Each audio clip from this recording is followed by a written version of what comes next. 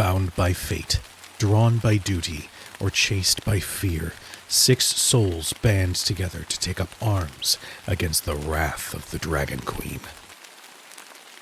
When the chains of Avernus tighten, one soul claws for freedom, fleeing the ember-lit gaze of a fallen angel who would see them kneel once more. From the shifting mists of the Feywild, a hunter steps forward, guided by whispers of worms and prophecy, tasked with severing the heads of a cult that would wake a god. Once a brilliant inventor, an artificer helped create steel nightmares. Now, burdened by guilt, he is determined to dismantle his greatest mistake. In the shadow of noble halls, a man reborn walks a perilous path, his body reshaped by an elder horror, his mind defying the hunger that should consume him. Marked by twisted hands of the coven, a wanderer treads carefully, ever watchful for the eyes that seek to claim what was promised. A passionate painter with a thirst for greatness, this resourceful thief is always staying one step ahead of the undoubted dozens of consequences on her heels. From the pirate port city of Luskan to the sewers of Baldur's Gate, no nook or cranny is too lowly to find inspiration in. And as their journey continues, so too does the stirring of forces that would see them broken, or worse, bound.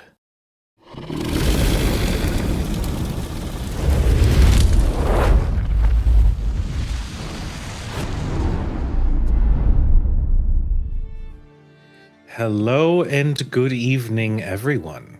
Welcome to a very special episode of Shadows Over Baldur's Gate. It is our 50th episode tonight. Oh my god, that's so many. I'm so thankful for this wonderful crew for sticking around for this long, and for our new additions up until this point. Like, this is a little Baldur's Gate family that I love very dearly. So thank you guys for being a part of it, and thank you guys for watching and lifting and supporting and doing all the things. Super appreciated, and you are much loved for it. Before we jump in, a quick disclaimer, as per usual, and as I've mentioned, I would say maybe 28 times prior, Shadows Over Baldur's Gate, I know I wasn't doing it every episode. Shadows Over Baldur's Gate is a spiritual sequel D&D campaign to Baldur's Gate 3. If you have not finished it, go finish it. It's a fantastic game. Because there's going to be some spoiler stuff. But if you have finished it or don't care, welcome. Also go check out Shepeku. They do the incredible scenes that we are using in our backgrounds for all of our stuff. They have fantastic scenes as well as maps to accompany them. There's like a dozen version of every single one. It's awesome. Just go support them. And before we get started with tonight's episode, we have a wonderful cast we want to introduce. Go ahead, wonderful cast. 50 episodes. Wow. This show is finally older than me. Hi, I'm Lauren Urban. You should give a fun fact about your character as well with these intros, because we're at episode 50. So think of a fun fact, everybody. Sorry. Fun fact. Oh, wow.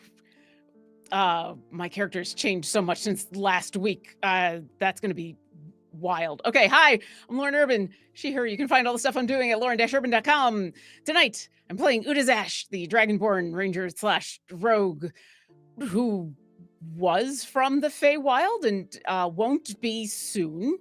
Fun fact.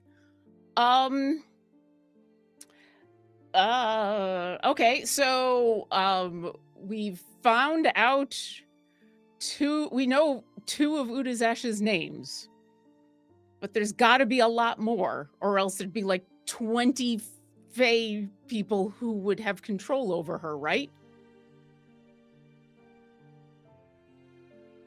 That is true. That's me. Hi, friends. My name is Omega Jones, also known as Cryptbot across all social media channels. Pronouns are he and they.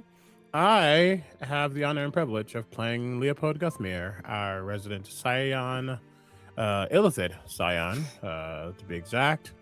Just a boy in a small town, living in a lonely world. No, I tried. I'm not here. Yeah. Fun fact about Leo: he is allergic to rosemary.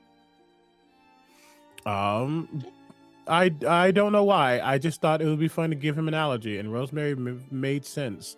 So I don't know if he's still allergic in this new form. He has not tried it since the transition happened. But he might. I don't know. Let's find out next time on Dragon Ball Z. How serious was? Thinking how about what an serious- illithid looks like with like the puffy sinuses. How serious no. was this allergy? Was this just like some hives and sneezing, or like we need an EpiPen? The cleric was called immediately. Oh no. Yeah, cleric came over. It was more than just some rashes. Throat closed up. What's mild anaphylaxis among friends? Hi, hello, good evening, folks. You can call me Laura or Tutu or Laura Tutu. You can find me all over the internet, usually a sub-iteration of _ Laura Tutu. But tonight, here and now, I am playing our Celestial Warlock, Hexblood, Winifred Fithiak. Fun fact about Winifred is that she's actually quite a good dancer. I love that. Hi, everyone. My name's Tony Rodriguez, and you can find me across the interwebs as the Encounter Smith. Tonight, I am playing Basu Brightbolt, and a fun fact about Basu is that when he was just a tot, he used to pretend he was a superhero named Captain Bruiser. I love him, Your Honor. Why are you making it so difficult for me to want to kill him as the DM? You know what? Thinking of a fun fact, and I'm trying to think of stuff about Basu. I'm like, nope, that's traumatic. That's not fun. That's traumatic. Oh, here's something. There you go. Yeah. I've got trauma for days with this character. Hello, everyone. My name is PJ McGaw, pronouns he, him, and I'm playing Marcus Hellhammer, Paladin, Tiefling, Tattooist Extraordinaire, also he, him. Oh, it's been a long journey. Awesome time. What's a weird fact about Marcus? I only have like a meta fact, but in the world, I guess he... Oh god, I had the entire time, and I was like 19 ideas. I'm like, I don't think I have any surprises left for this dude. So, surprising fact: he doesn't wear socks and he wears his boots. I don't know. Oh, God. Stink boot. Yeah, stink boot. All the time. Oh God, we have prestidigitation. Okay, heard. Great. I don't know. I don't know. You're probably gonna have to use some slots to deal with that stinky foot. I mean, at this point, why don't you just go barefoot? That's what I do, and it's great. We know of a loofah store. Yes. Wow. And I am Cujo. I will be your chronicler for this evening, playing everybody else. And I actually am going to pose it to the party, pick an NPC, and I will give a fun fact. Shale. Shale. 100% shale. Yeah. Okay, that just reinforces the idea I need to get art of Shale. I'm I like, miss her so much. Shale is our Essek. Yeah. Mhm. Essek is part of the Mighty Nine. He's just the NPC. The NPC. Let me think. I'm trying to think of something fun. Hard, isn't it?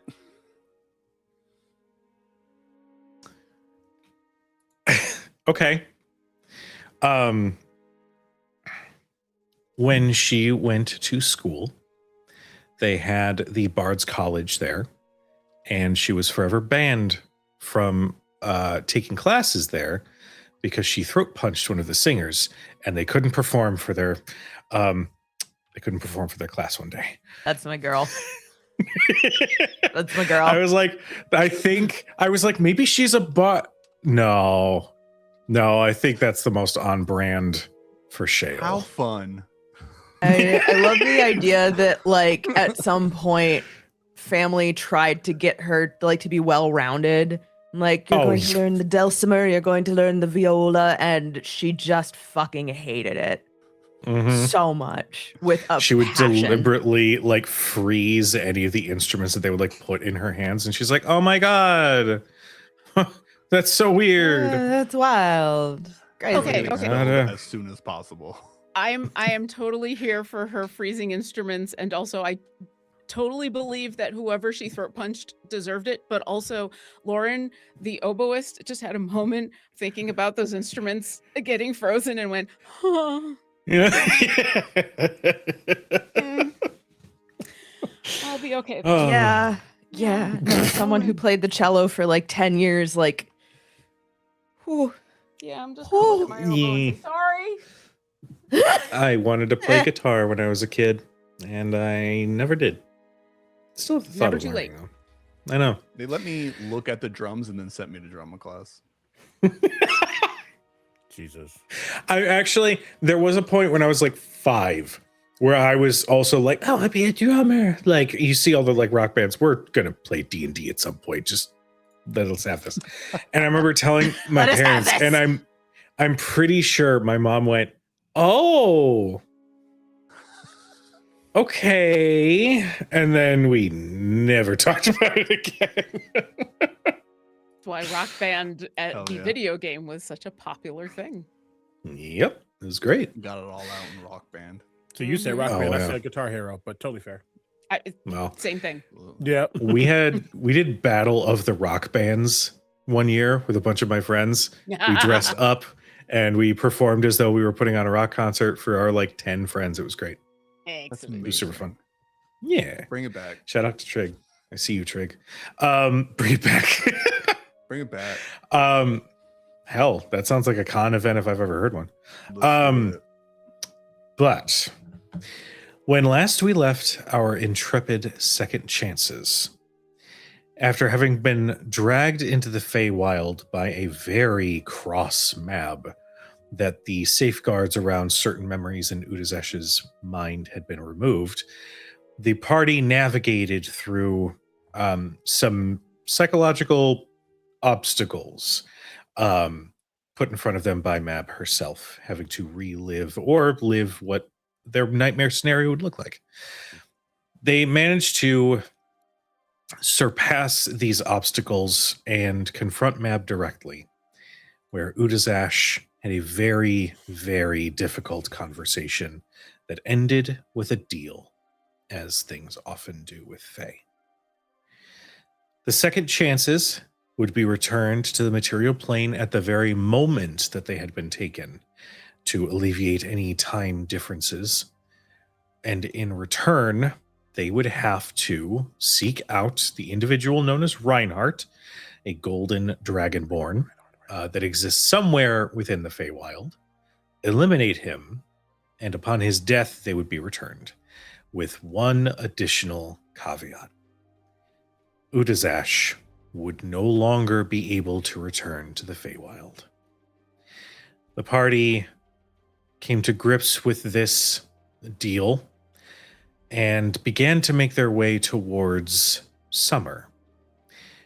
And on their way, they encountered an individual, another Fey creature of some kind, referring to themselves as a Nenra, a being that existed outside of the typical behaviors of those Fey creatures who existed to cause mischief, make deals, cause chaos.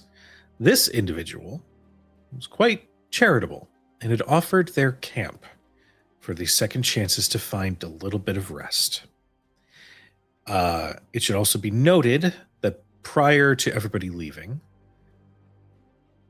Winifred was informed that the longer they remain, the higher the chances are that the Red Teeth Coven might find them.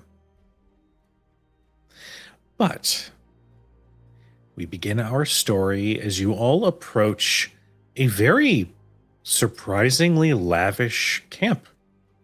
There are several plush pieces of furniture, chaise lounges to relax upon. There is a built and constructed campfire that is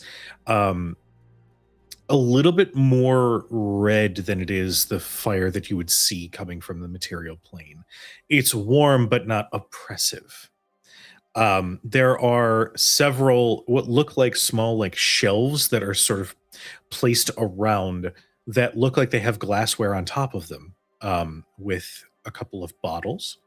And there is one large tent towards one side of the camp, that peeking in, you see several spots available for relaxation and rest to be found while inside this camp.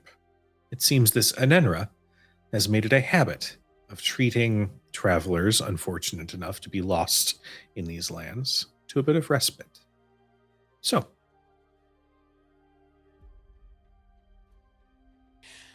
Real quick, I do want to point one thing out as Cujo says, nope, and leaves. Oh no. We lost. it's fine. Oh, no. Video Oh. Ninja just sometimes decides Ah, it's gonna poo now. welcome It's back. That was a fine. very The stream is fine. Everything Yeah. else is fine. My Video Ninja is like, no, and then just turns it off. it was a very dramatic pause. That was great.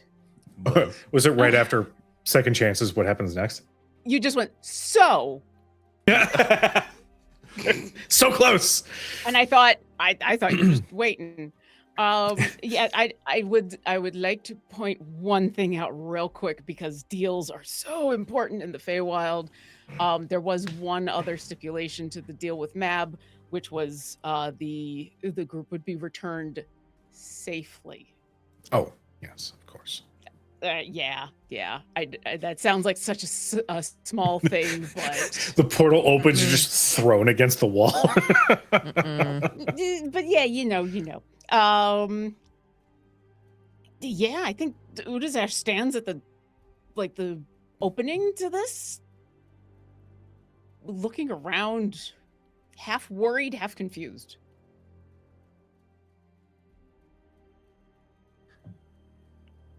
But I know I don't know much about the Fey Wild and stuff, and you all seem really nervous about sitting here, but man, I'm tired. We need the rest, no matter what. They did offer it to us freely, without stipulation, which is weird. But Well, not that word in and of itself. The fact that they have said nothing and asked for nothing means that, by laws of Fey, they cannot renege on that. yeah, If the two of you dictate it to be fine, Leo's still on edge, and will absolutely let these two ladies kind of lead and be the voices of what is true here because they understand this truth. But he's still just like, He hates it. He hates it. So there's just I will listen to you, but I am absolutely doing my own checks just because I can't help it. But at the very least, there'd be a little I'm not gonna call it a giggle because I don't think rats giggle. But Barnabas will pop up, and we just kind of look over to Barnabas. At the very least, watch, just in case something else decides to come up while we are resting. Barnabas is going to be our alert, our lookout. There's a teeny little salute as this little cranium rat scurries off. And just so you know, he cannot be charmed or frightened. So none of that faith bull crap. Get out of here. Get out of here. Get out of here, please. But yeah, he actually specifically has a telepathic shroud. Fancy. Yeah. No, Winnie's right. As long as they are very clear that they're not expecting anything in return or they're offering things freely, then that is the way it is. We should probably have a talk about like all the things that people should be aware of if it's going to take a while to find Reinhardt. I mean, I'm going to try to do this as quickly as possible, but quickly here, it could take a while or it could be like soon. So we should probably talk about that.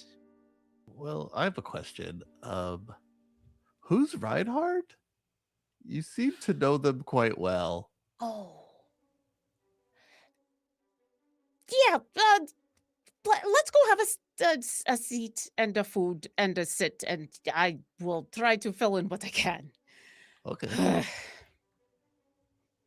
And yeah, Udazesh is going to like take a moment and try to calm herself and like get back into the now headspace and forget about the stuff that happened and just focus for a moment and sit. Despite all the Shea lounges and everything, is still going to sit on the ground kind of near the fire and let you all kind of settle wherever is warm, looks comfy. And once you do, she's gonna say, so Reinhardt is a guy I've known for a very long time. Very, very, very, very long time. He's a Dragonborn who, when I worked for Mab, he worked for Titania. And everything I am, he is not. And everything he is, I am not. So, like, all the cool things I do, he cannot do. And all the cool things that he can do, I cannot do. Yeah, that is pretty much a good way of describing him. And apparently, from when he found he is selling plants to cultists of Tiamat, which is surprising because that sounds like something he would never actually do. Like, I don't like him at all. I think he is an asshole, but he is usually an honorable asshole. So that sounds like really like not him. So, but I also have not seen him in time. And so who knows, maybe things have changed, but yeah, that's pretty much him. I have like half stories, but most of them are us fighting. And I don't know if those are going to be helpful in this moment, although I can tell you half stories if you would like. They're kind of boring though, because they're mostly me not being able to shoot him through lots of armor and him not being able to get anywhere near me. So is the idea to kill him, or are we gonna find out if he actually did something bad? Both. I mean, Okay. we need to find out information from him because we should figure out who he's selling the plants to, and maybe he knows like why they want them. So getting that information would be really useful, and then we kill him. Okay. And you're And okay then- with that? Yeah, I mean, even if Mab had not told us that we had to as part of the deal, like selling Feywild plants to the material plane, I do not think I have words that can accurately describe how bad that is, how wrong that is, how... Are all plants from the Feywild not? Should there be no commingling? Is that the issue, or is there something else? I don't think any of them should be sent, but in particular, those that he was selling are real bad. They were specifically ones that were special around where Queen Titania was. And on top of that, they were the ones that are super, super dangerous. They were the ones that, like, if you touch or you look at or you do something wrong and suddenly you are just charmed, and that's really, really bad. So I would be very I'm gonna ask a question. Yeah. I'm not saying this person isn't bad. I don't know them. You all found out information about them in the temple. But if the worst plant they sowed was one that charmed seems to be like another everyday conversation here in the Fae. So what actually makes it bad? Just so you understand, I think you shouldn't charm someone without their permission. However, just from my understanding, it feels like that is just your queen had no qualms putting us through the most nightmarish of spaces. No blinking when it happened. What actually is he doing other than just selling it to the cultists? That's the bad thing in itself. Do we know what the actual connection is? Was it a one-off trade? Does Titania know? Those are all good questions that we should figure out. On top of that, and Ash is going to look back at Winnie, and it's very obvious she's having trouble trying to verbalize how bad this is, and then looks back at Leo and says, the thing that's going on with me, where Tiamat just says a thing and then I just am hers. And it just happens. I would not be surprised if they are using this plant to do something like that. Does that make sense? You can see him processing, putting those elements together. It does. The only part of that makes my brain want to come up with more equations is that you are a special case. You were meant to be the Blue Abishai. No one else is or was. So whether it's a toned down variant of what Tiamat has done to you, I don't know. But I guess that is a fair worry. I don't know for sure, but anything that is that dangerous and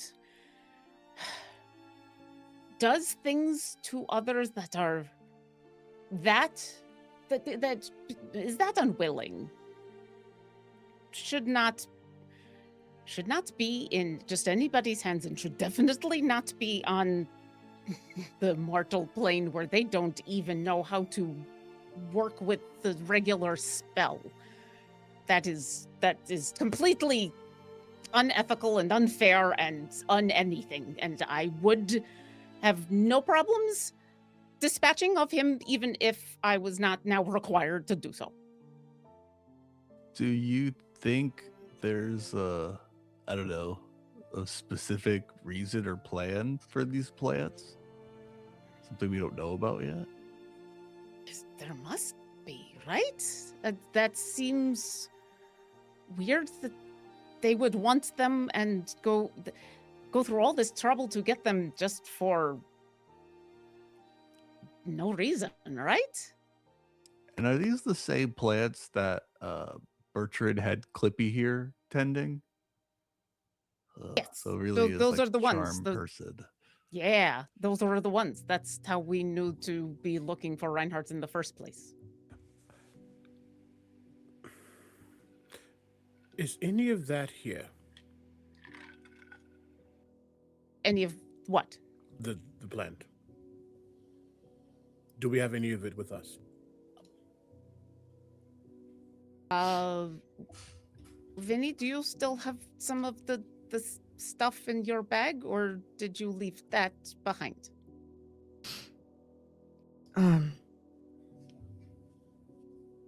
Sorry. The plant, the one we found in the temple. Yeah. I think so.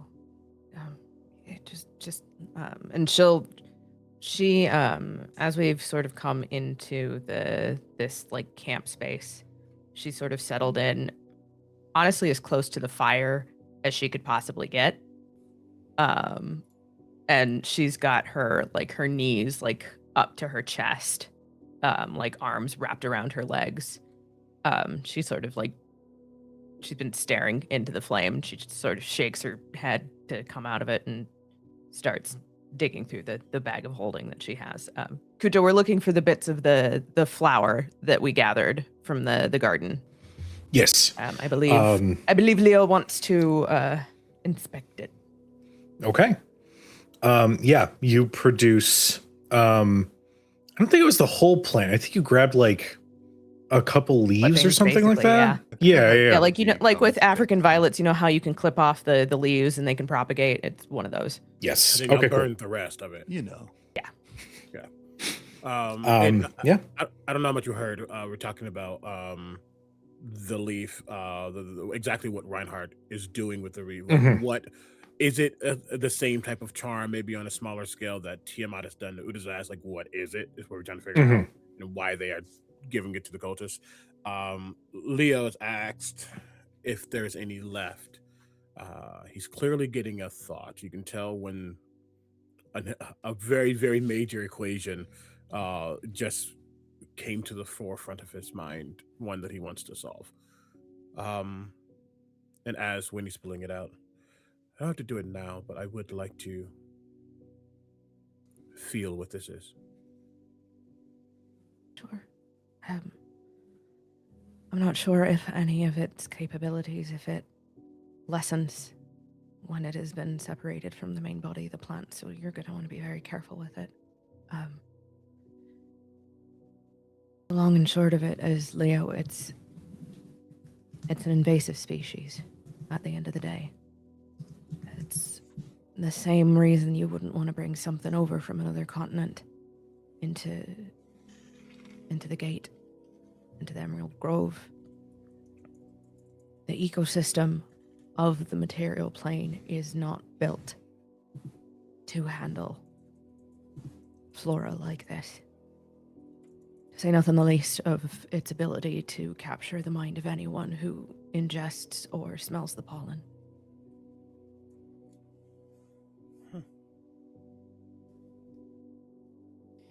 Okay. Whoa.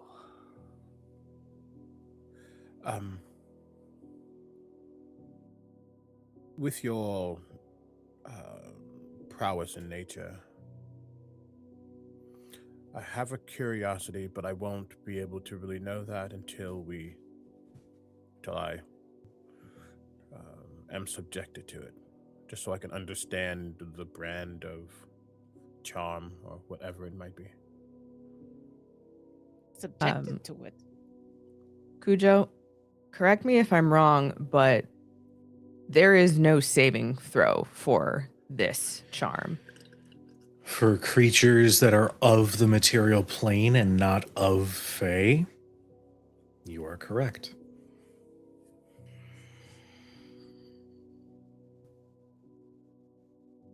Leo,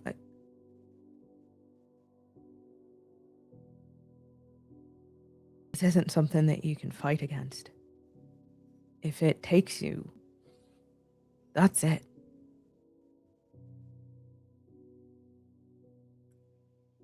You're very insightful. Leo heard that. And you can see fear, no. Hesitation-ish. Understanding those consequences, yes. The human has said heard, essentially. But beyond the eye, something else is saying, try me.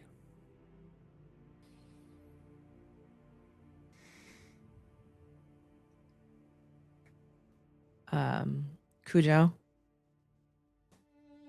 Yes, my love. would one be able to extrapolate whether something like Greater Restoration would be effective in such a case? What slot is greater again? 6? Hold on, let me look at my spells. Hold, please. Holding. Holding. Hold. Hold. Everyone hold on to something. Thank you, Hold. For me, it is 5th level because all of my This warlock book spells. dive hold music provided by Omega Jones. All of my spells are 5th level just by default. So 5th level.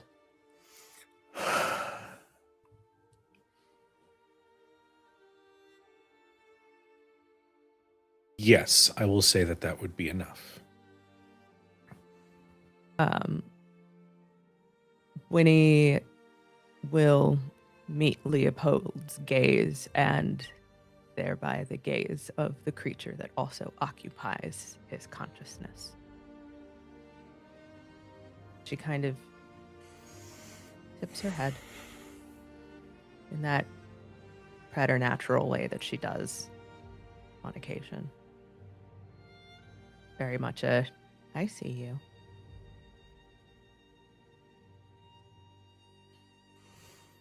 I may be able to break it if worse comes to worse. If you are sure that is what you want to try. I think before we get to Reinhardt, someone who might have this on display with a snap of his finger. I don't know their properties. I don't know their abilities. I'm going to assume they have more of this. If we don't know what it truly can do, and we get to them, we walk into a trap. I don't claim to be strong in many ways. This I think I can do, and I only think so based on the fact that I was the first to break out of Queen Map's spell. I think the unfortunate side effect to is that Tentacle wiggle. yeah. Full Zoidberg. Side effect that I will now use to my advantage is I think the Sylvan magics and the aberrant magics are just like two magnets attempting to repel each other. I don't know the truth of that statement just yet, and this is a chance to know said truth. And I have faith that I can do that. I don't have to do it right now, though. I know that is a risk. But before I sleep, we sleep. I still have the power to be able to counter it if need be. We can do that. Studying it is good because assuming that it's already in the wrong hands of the material plane means the more ways we could find out to counteract it, the better we can reverse whatever damage it's going to do up there. Absolutely. Winnie, Mm. I'm starting to understand the stuff around here a little bit and have a general understanding of why Udazash is kind of nervous to be here. I don't really, I know you have deep connections here, but I don't understand what you seem to be quite worried about. Was it something they showed you in the dream?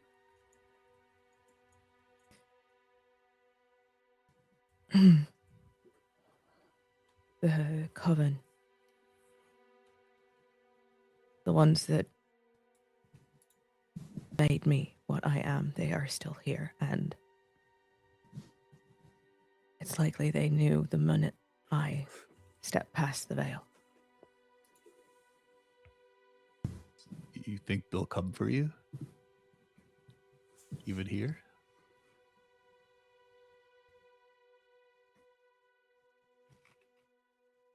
Hags are covetous by nature. I doubt they are happy that one of their little prizes wandered off.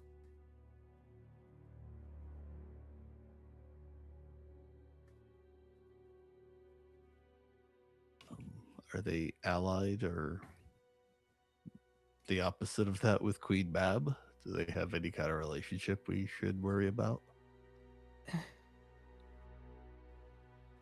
Yes and no. They venerate her to some extent, but Mab's not really. There's another on this plane, but I don't know if she's still around. The last I heard, she'd wandered off somewhere too. There's some call her the Witch Queen. I won't speak her name because names have power, especially in the plane that creature comes from, but some say that she's the mother of all hags. But by my understanding, the coven's just another coven. There's nothing great or powerful or terrible about them. They're just numerous and tenacious and hard to kill like most of them are. Well, we will get what we need to get done and go back home before they can do that. Or I will just have to fulfill my promise to you before I fulfill my promise to Mab.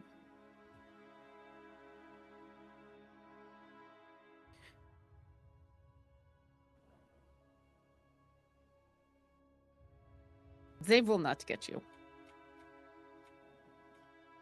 I will not allow any of you to be hurt because of what is going on with me. That is unacceptable.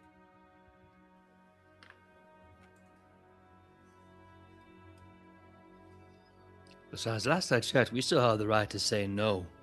We can still say not anymore. I know they strong, I know they terrible. We always have the authority to draw a line in the sand and try. So, if any of this comes and bites us in the butt, it won't be easy for them. That's at least my promise anyway. I will not even let them bite us in butts. I mean, if I can prevent something called the Bloody Tooth Coven, if I can stop them from biting me anywhere, I would be very grateful for that. But it's what it is,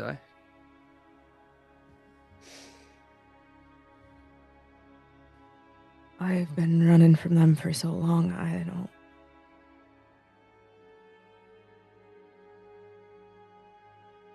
At least on the material plane, it's a little bit harder, but this is their domain. Udazash, yes, the quicker we get to Reinhardt, the quicker we get out of here, the less likely they are to.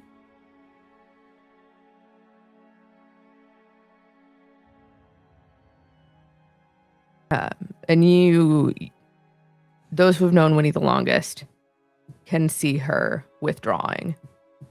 She is going quiet and almost catatonic.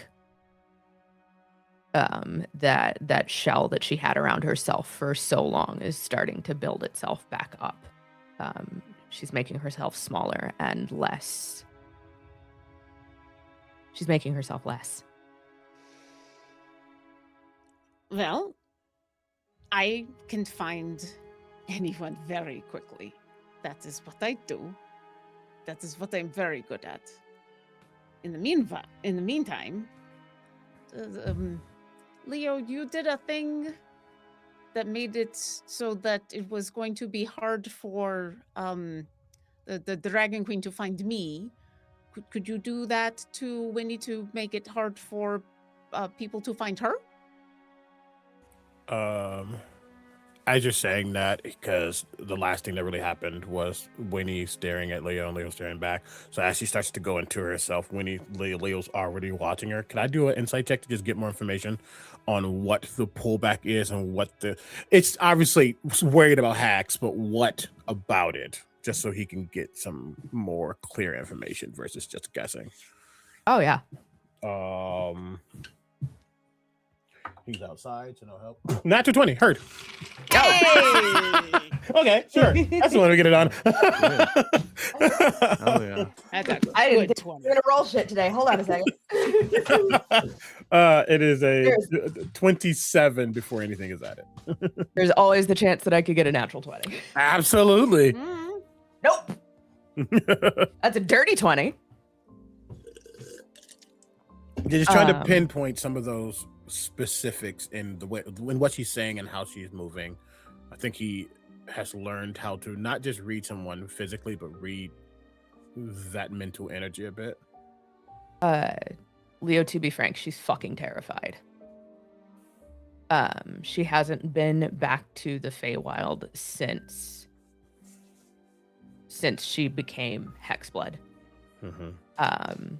And the last time she was here, not only was she essentially tortured and torn apart by the Red Teeth, but then Tremont got his hands on her. And I think it's just the emotional overwhelm of being somewhere that your last memories of were some of the bloodiest, darkest, most traumatizing that you could possibly imagine. Heard.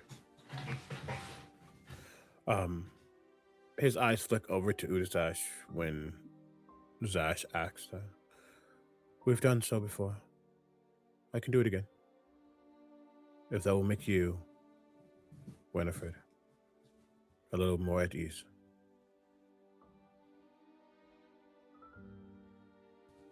At the very least, it'll keep them from putting a wrench in our plans. I could do it while we're sleeping right now, so the benefits of being within my telepathic gaze aren't as lessened as they could be. However, when we wake up and we move forward, if you want the benefits of that, just like with Udazash, you would not have my protection. Not that you need my protection, but the non-detection is finite even against my own power until I remove it.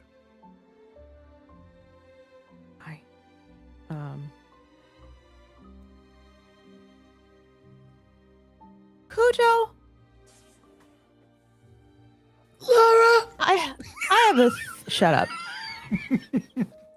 There's a thing as a Hexblood that I have access to that I haven't really needed to use because we have the telepathic bond. And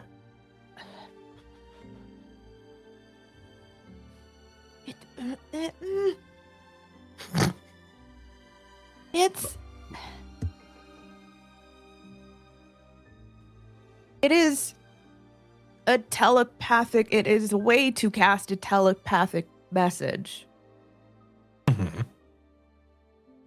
But is that like, would non-detection block that as well because it's something that's being provided? Let me see. Give me a moment. I need one more moment. You can have all Okay, the I need several moments. Hold, please. I need like three 11 moments. I need insert number here moments. Dos Vidania. Just so it's clear, specifically non-detection hides from divination magics. You cannot be perceived through magical scrying sensors.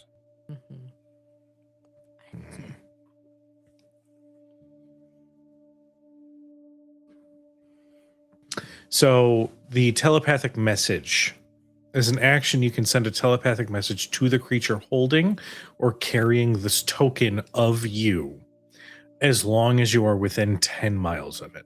The message can contain up to 25 words. Basically the fucking sending spell. Yeah. So, I mean, it doesn't say anything about it specifically being divination. It is something that is I unique would- to- I would rule, because it happened, Shale. Shale was given the, it was a bracelet that was like, not only was it non-detection, but it also prevented her own magical abilities from manifesting. Yeah, it and was I like anti-magic. Exactly.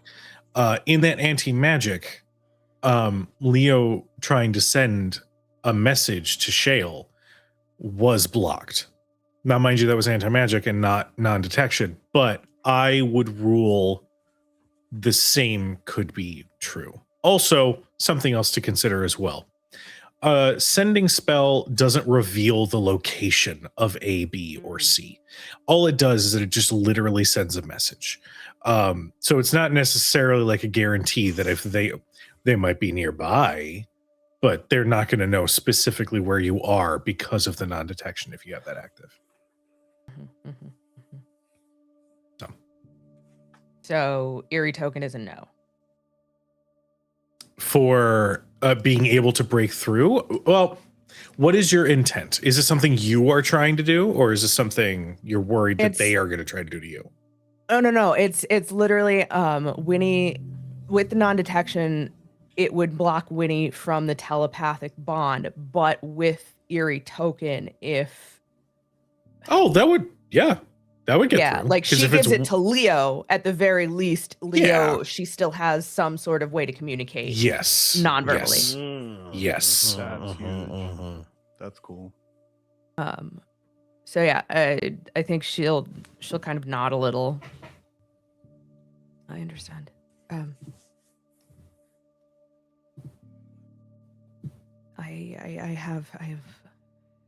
have the ability to make sure at the very least the two of us can stay in contact. It's short. It's not going to be anywhere near as powerful as the bond that you create, but it's better than it being gone altogether. I would argue that the fact that it can bypass means that it's also as powerful. So good.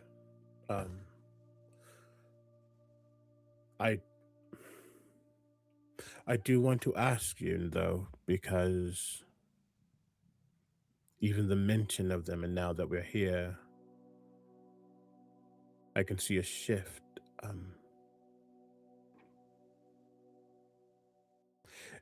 Is that a battle? And I don't mean that physically. Is that a battle?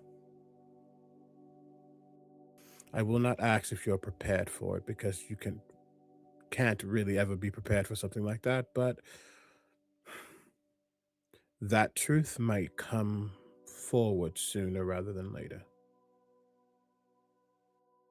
Especially with everything that's happening, it seems that many different players, he almost like looks at Udazash, but not looking at Udazash, looking at Mab. So many different players are now making their things known, I guess, how they are feeling about all of this. There's a chance that Coven might do the same. And if you want, we are all here to help you with that. I've just learned that hiding from the truth, as you can see, he has not been in human Leo in a while. Only really while he was in Baldur's Gate. Hiding sometimes makes it worse.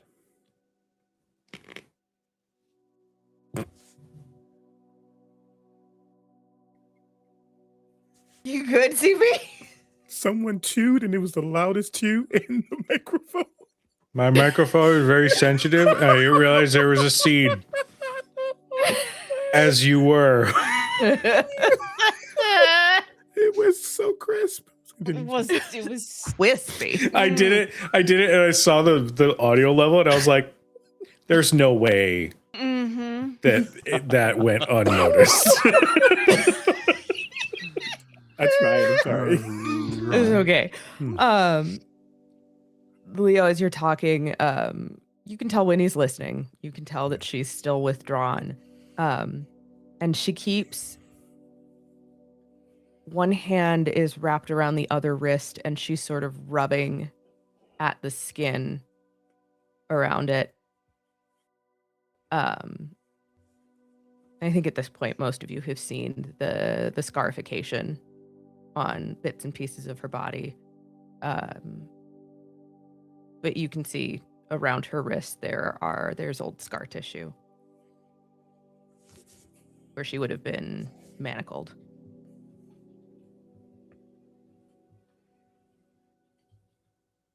I don't know if they're gonna give me a choice.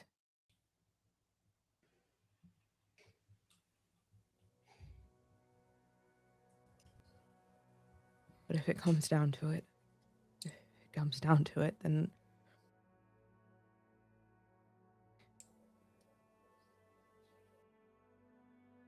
I'll do what I have to. And you won't be alone when it does.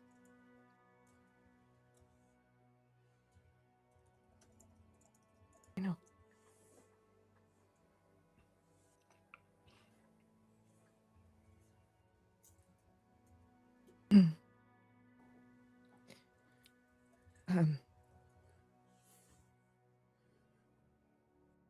Hags are adept at illusion and enchantment. Mostly they prey on fear. A bit similar to what Mob was able to do.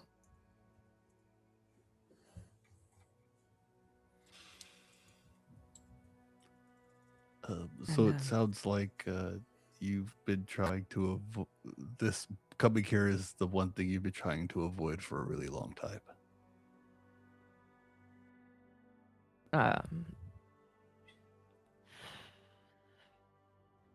She nods.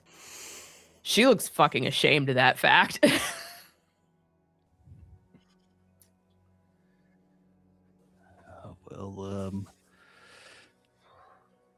Listen, maybe you just didn't know what you needed to have to come back here to, I don't know, settle things. But maybe this is just a sign of, I don't know. I'm not very spiritual or anything, but fate or whatever brought you here, and it didn't bring you back here alone. So maybe you have what you need to face that, if it were to come.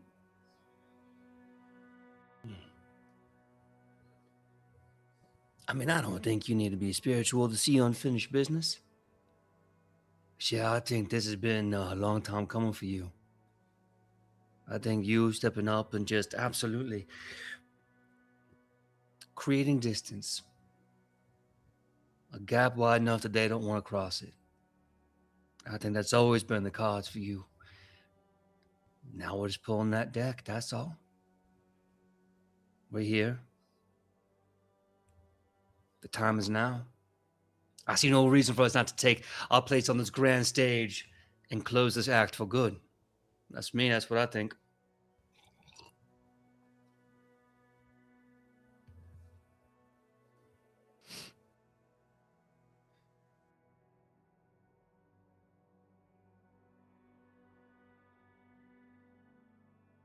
They will run me down. The longer I'm here, and eventually they'll decide whether or not it's worth it to follow me to whatever other plane we end up on, and I don't.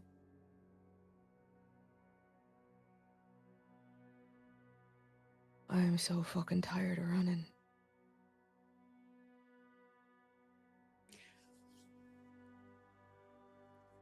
Udazesh is going to get up and walk over to Winnie and kneel down next to her.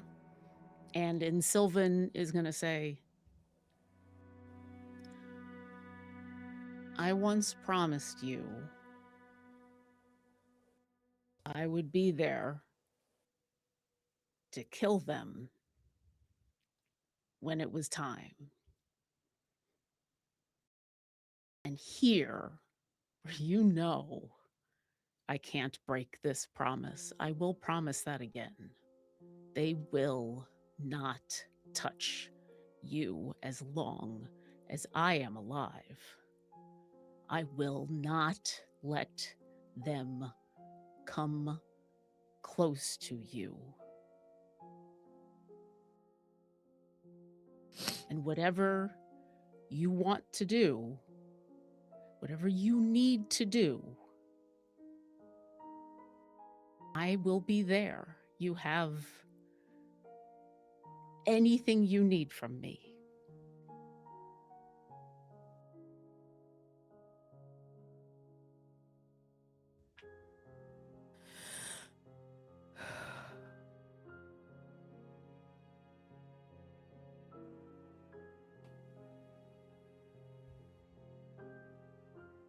And maybe it's time. Maybe it's time to stop running. And back in common, she's going to say, Velden, you have at your side one of the best trackers in the Feywild. So if you want to find them before they find you, we can do that if you want.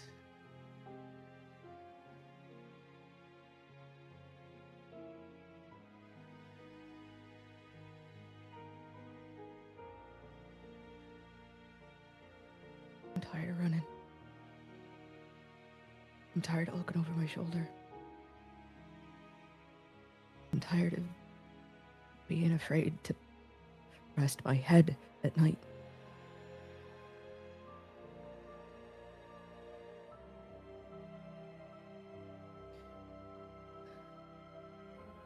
They will dig into your worst fears and your worst insecurities. They will show you things that you think you have buried in the heart of you. They will try to break you in every conceivable way.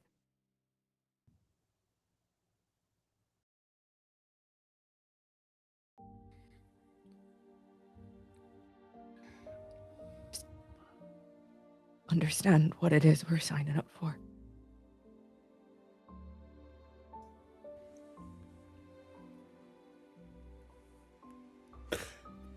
Then I have a question. Hypothetical, of course. Coven versus Mab. Who wins?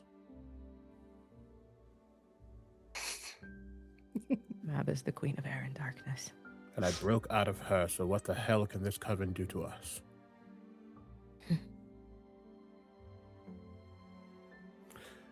You are stronger than you think. We all are. They can try to break us. We've been broken many times at this point. We're the fucking second chances.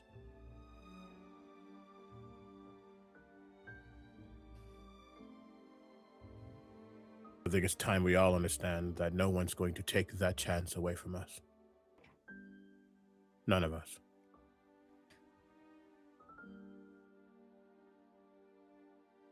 And there are some things that we're going to need to find.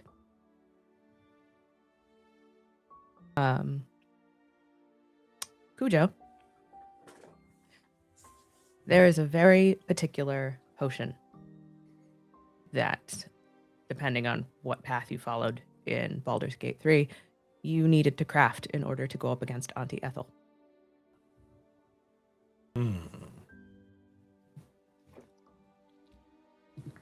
I believe it's called Hagsbane. Mm.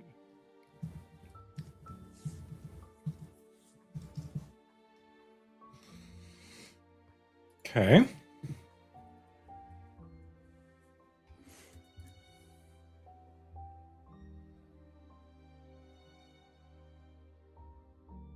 What is your question?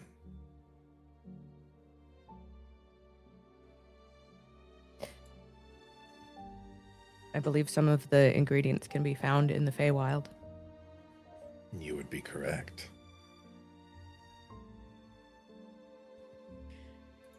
I have knowledge of medicine and a healer's kit. Herbalism kit, actually, if you want to be frank about it. Okay. Okay, I see you. And is that something that I can help with? If not, knowing where any of these ingredients are, knowing folk that we can go talk to who could point us in the right direction, or perhaps even sell us these ingredients or trade for them.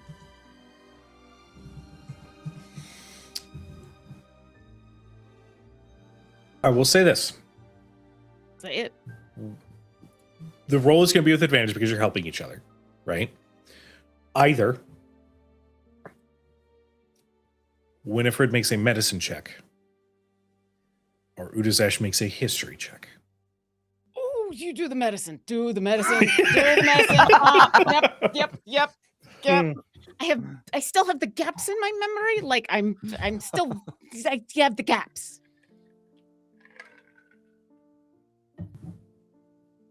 Okay. Looks at Basu. Do we super int bros this check? Bet. Flash of brilliance. Get 50. Well, with the advantage and the +8 she has to medicine, that is a 26 already. Okay. Bossa will use Flash of Genius, and he'll just say, you said that they prey on your fears, but I can see in your eyes you have a plan. That means you're a little less scared. That's a +5. 31.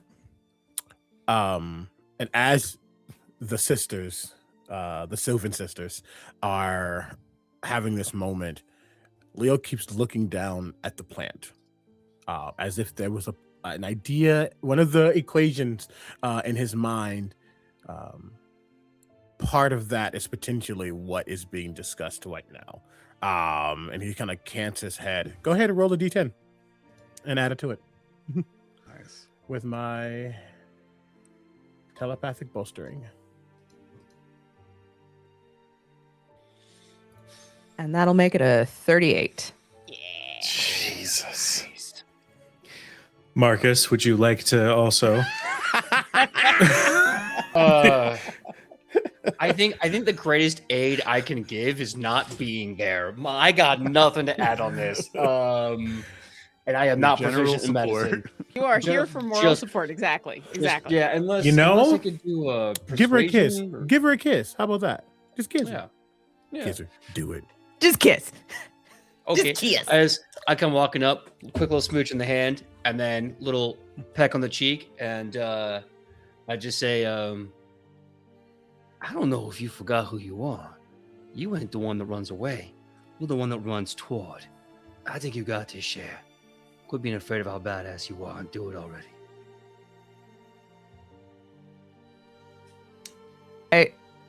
There's like a brief narrowing of the eyes in that moment of don't tell me what to do.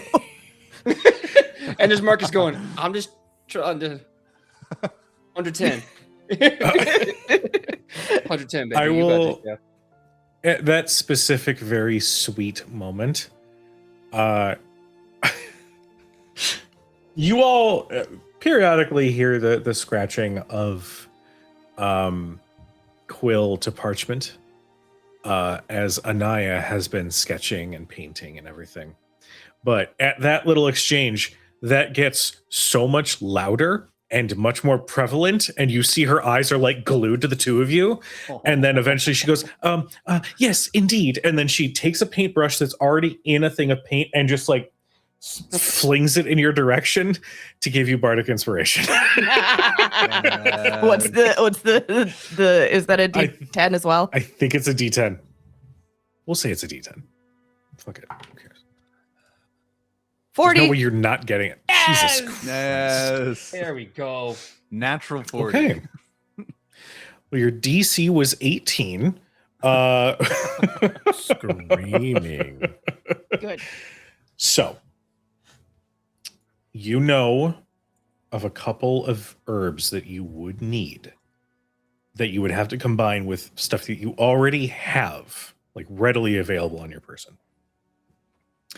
You need both the bark and the leaf of the moon mist tree,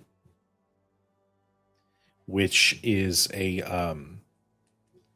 tree that the leaves shimmer and glow like moonlight even during the day. You would need 3 drops from a starfall pond, and I will say 1 feyberry, which those are rather common in the Feywild. Those are pretty much always nearby. Starfall Pond, there are a couple of them around. They're a little challenging to get to, but they are able to be explored without fear of getting lost per se. They're relatively easy to find. Yeah. Are they closer to Even though I just said that they were difficult to find. Yes, I will say the moon mist trees are pretty much right along this border between Seelie and Unseelie. They're pretty prevalent along this border. Starfall is definitely among Titania's domain, as well as the Feyberry. So essentially on your way through this next leg of your journey, there is a pretty high chance that you'll find these items.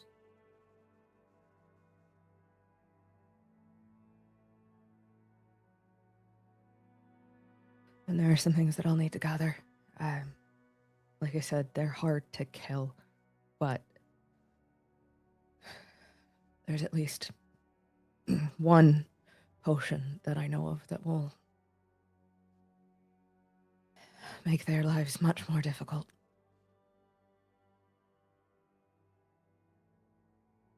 And that is what we will go after first. We're heading into Titania's side to find the shrine heart, so 2 birds, 1 stone. Well, I will say if we want to take care of this coven first, then we do need to take care of them first, because as soon as we take care of Reinhardt, then my queen is going to send us back. So keep that in mind. And that might not be a bad thing if we decide we find him first and you decide, you know what, we can come back and... Or you can come back, or we can get the hags to find you or something else. We can take care of them later. That's also fine too.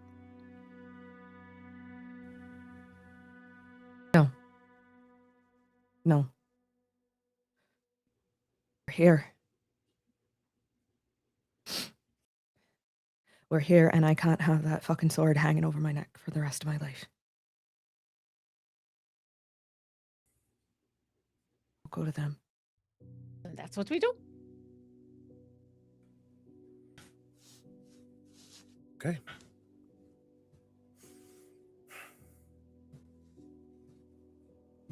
Then I have another question. His body is looking at Winnie, and then it turns to Marcus. Oh!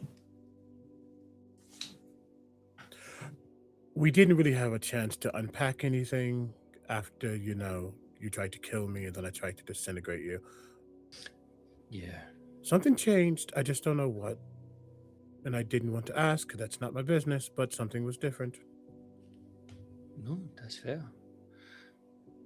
Changing me, changing you, changing us. Like, what part of that equation do you, can I do my best to elucidate on?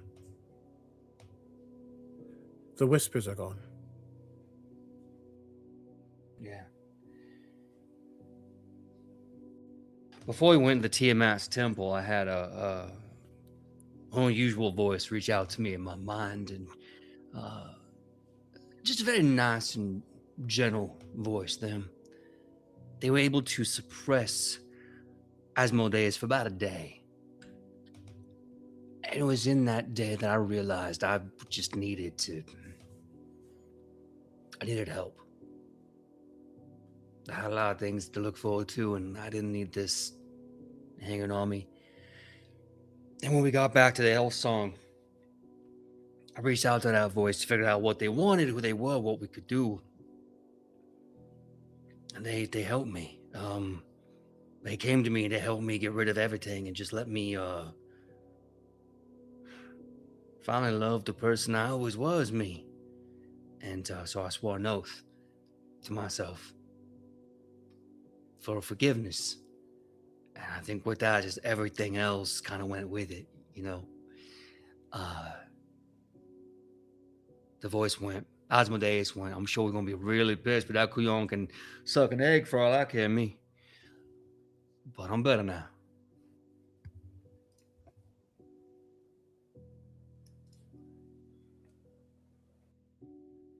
I'm really thankful to whoever that weird traveler was. Nice guy, really nice guy. Did you have a conversation? Did you speak to them, or was it just?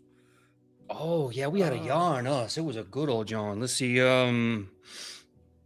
had a couple names. He had his symbol as like and you'll see tattooed on his middle finger, a sort of like almost like a mace shape with a sunburst behind it. He's like, this is a symbol he gave me. A little bit of his name right there. I think if I ever see Asmodeus, I should show him this, real close like. DM, can I make a religion check? Same. Absolutely. Or history, because I'm not really religious, but I've studied and there are many. Never mind. Do it. You got it and did. Don't need nothing. I mean, it makes sense, right? Yeah. Natural 20 for 25! Nice. I'd like to blame Scalawag ARR for the follow. You caused that. Thank you. I'll write this down in a second. Lars joy brought me joy. Yeah.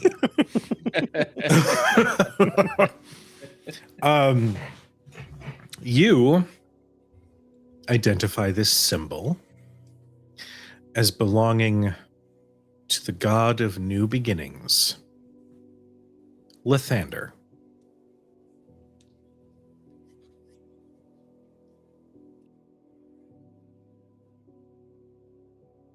Huh.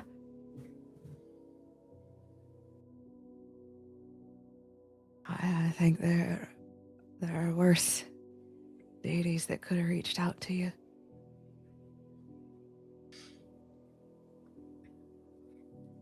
Oh, this is a good one? Which one did I get? I don't know this one. He said his name was I called him Lathy. Old Lathy. I think he said his name was Lathy Andrew. Lathander. That's what he said his name was, Lathander. He was a nice guy. I would like to talk to him again sometime. So you are no longer connected to the devil guy? You are now connected to a different god guy? Oh, more than me, the only devil I know and I'm connected to is this handsome devil right here, Chad. Wait a minute. Cujo, I'm going to do something that Winnie hasn't had to do in a hot second. She's going to open up her second sight and look directly at Marcus. Ooh. You blink. And for those who are present, you see Winnie's eyes sort of flicker for a moment, like the brightness kicks up for just a moment in her iris. Winnie, you have always seen Marcus in this second sight as appearing as somebody with chains attached to a collar that is permanently affixed around his neck. This is the first time that you are seeing Marcus without that collar, without those chains. And while there is a little bit of that tiefling warmth from his very nature, like emanating off of him, it doesn't seem nearly as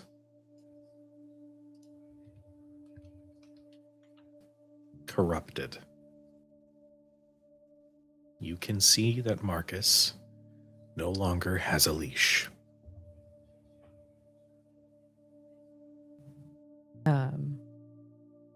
As our illustrious DM said, Winnie blinks and there is a flash of gold that sparks behind her eyes.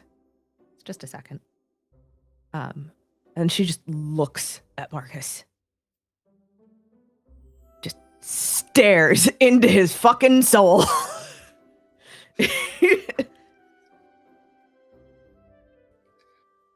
Oh, 9 hells, it's gone.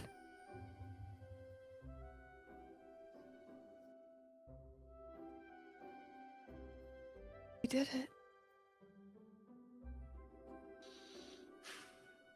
Wasn't easy.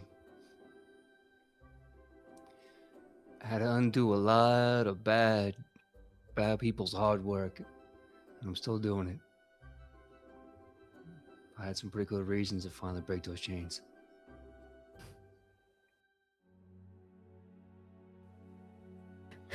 CB.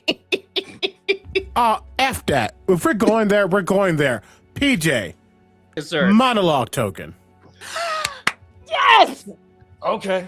What does Okay. that mean? I have a lot of good reasons. All right. Ever since I was a little boy, all I wanted was home, was love. I was given to a family out of pity and spite, and I was put into a contract to fight. Oh, I thought I had brothers. I thought I had them, and I lost them. I thought I knew love, and then I just realized I was a plaything.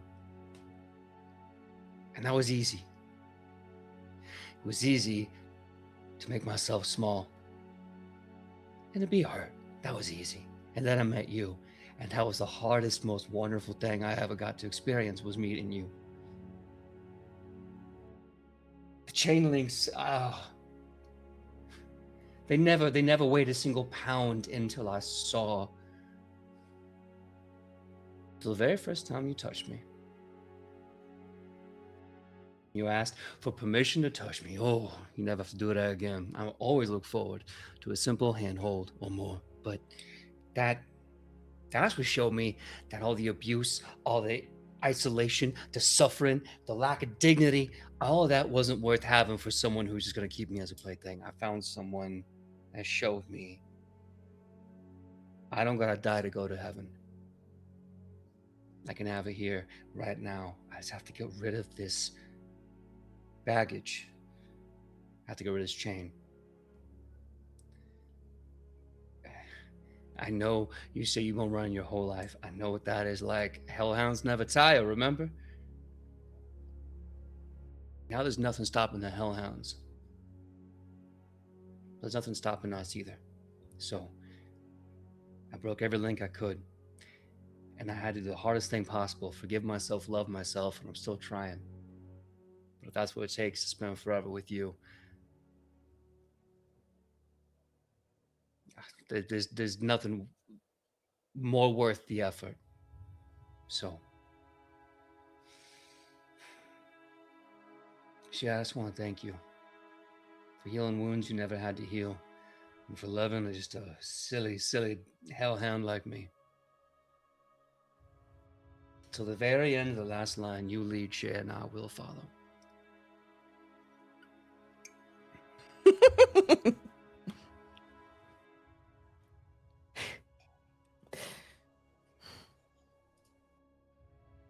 Where you lead, I follow. Hellhammer.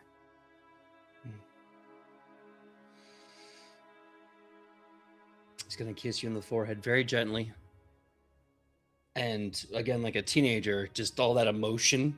And he's like, okay, well, I'm gonna stop kissing you before I make a scene of this, make a whole meal out of it. So I'm gonna go read a book. I'm gonna do push-ups. I'm gonna, I'm just gonna like dual processing me. I gotta like go through all these feelings. I'm awkward. I'm just gonna go now. I don't think that was awkward. I thought that was beautiful. Oh, thank you, Uri. I'm just a mess right now. I got, I'm a cook. I'm gonna do some of this nervous energy. I'm gonna cook some food. Did Leo, if you're watching any of that, you watch Winnie break through the bits of the shell that was starting to calcify around her. And Marcus kisses her on the forehead, and you watch her cheeks just go dark purple.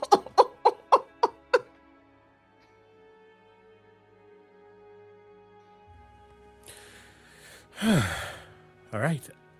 Good. All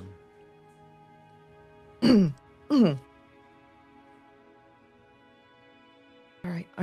We should rest.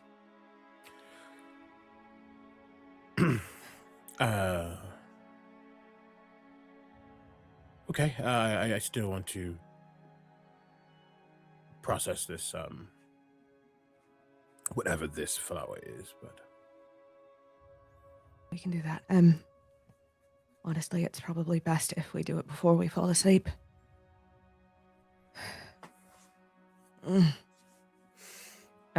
he's gonna kind of do a wiggle. It's the Feywild is her home. This is where she was born, and in spite of all of the horrible things that have happened to her here, it is still a part of her. But I think she understands Leo's discomfort. But this is still where her spirit lives. This is her heart. This is her lifeblood. This is chaos and beauty and emotion. She doesn't hate it. It just took a while for her to break through the terror that had left sort of a film on it.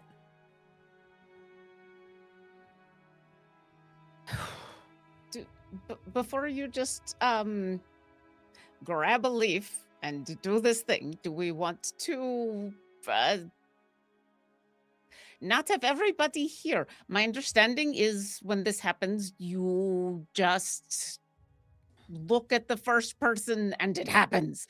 So maybe we should not have everybody like in front of you, or you should be prepared to look at like one person. I don't know if we just want everybody standing around you when you just decide to suddenly follow someone to the end of the universe.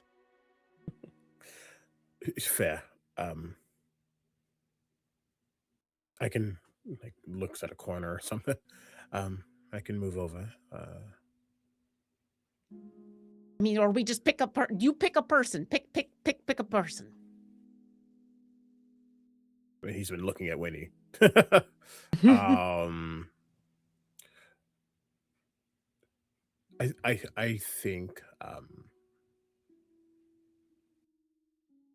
think I will be okay, but just in case, I know Winnie has my back, and I know you all do. This should not be. Well, I'm not going to say that because this is a space I don't comprehend. But I'm willing to take the risk. At least so we can be sure exactly what this will do. You are a beast with the bow that you have. I've been able to hone my mind to be as strong in the short time that I've had this journey that I've had. Luckily, I was always academic, but I guess all that's heightened. All that to say, I think I'll be okay.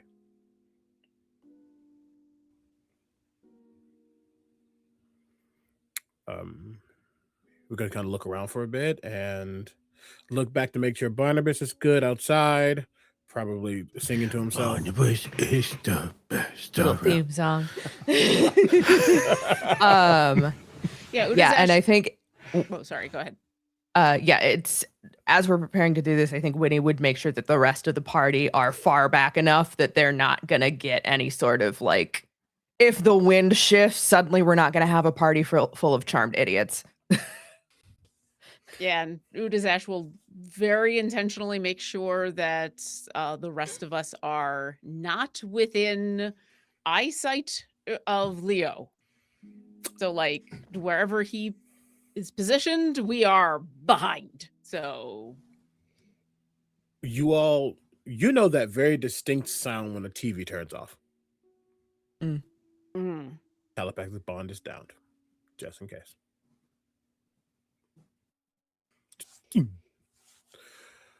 Okay.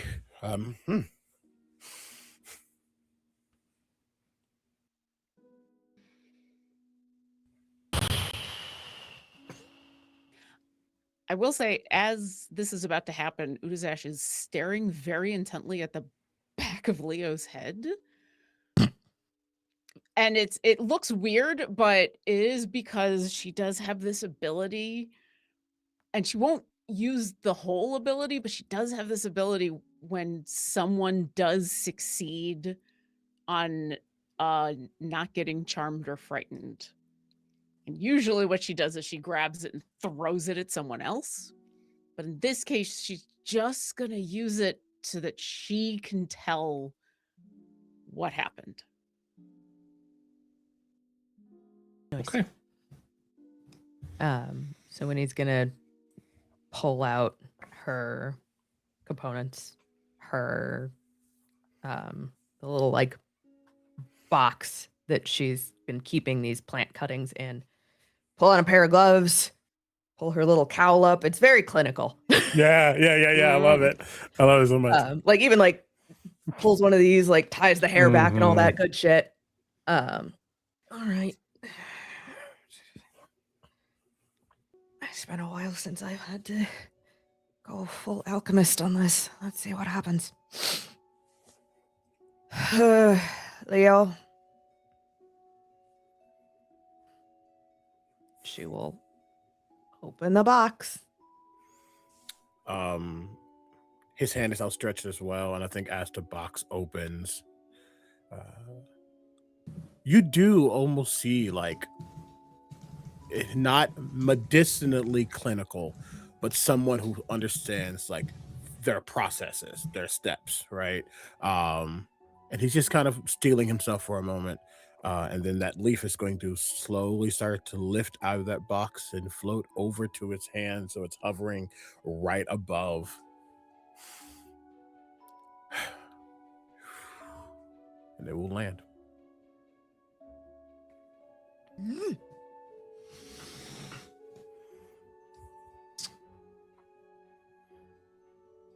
Leo, I need you to make me a Constitution saving throw. Heard.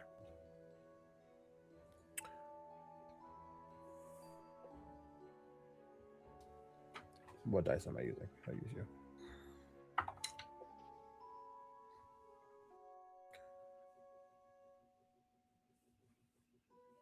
GM, storyteller, chronicler. Mm-hmm. I've rolled an 18 plus. Mm-hmm. I would love to willingly fail. We can't know if I succeed. Science! At a random campfire in the Feywild. The best place for these experiments. Okay. There is something about this plant that the moment it touches your skin, every single impulse, every single thought says, "Get it away, get it away, get it away, get it away." Your illithid nature, Sai, is practically screaming it as you feel the effects of this plant take hold. Given that Sai and everything is so adamant that this was the wrong move, I'm going to say that it's going to take hold. However, you need to fail 3 wisdom saving throws for it to be permanent. So, like, because of your illithid nature being, as you said, the polar opposite of the very concept of the Fae, that is what is giving you opportunities to ward this off. Your logical brain is doing everything possible to get rid of this. And if I remember correctly, not like a 1-for-1, but this plan is almost like a gauge, right? Mm-hmm. As I'm falling into it, what am I feeling? What directive? Like, what is the energy? What is the objective that is being implanted onto me? Are you looking at Winnie right now? Yes. Everything for her. Everything for her. She must smile. I will make her smile. I will do whatever I need to for this individual. Whatever they say, I will do. There is no lengths that I will not go for this person that I'm seeing in front of me. Those are the thoughts that are entering your mind right now. Udajash is behind me. Where's Basso and Marcus? I'll probably, once I see that look on Leo, I'm just gonna be near Marcus in case, to stop Marcus from hitting Leo again.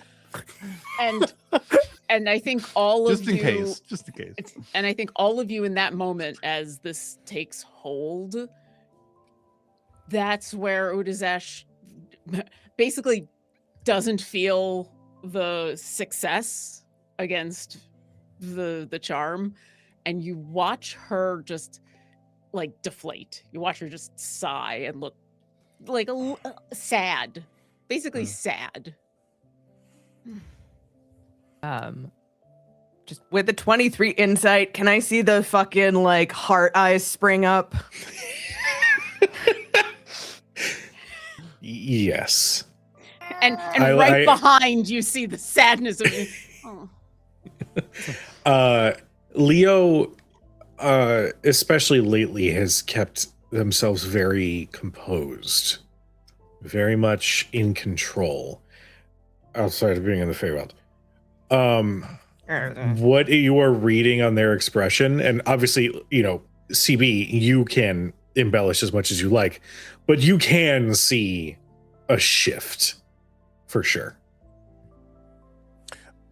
I think how this is going to play out, because it is the human versus the illithid. I think Leo is just like, that's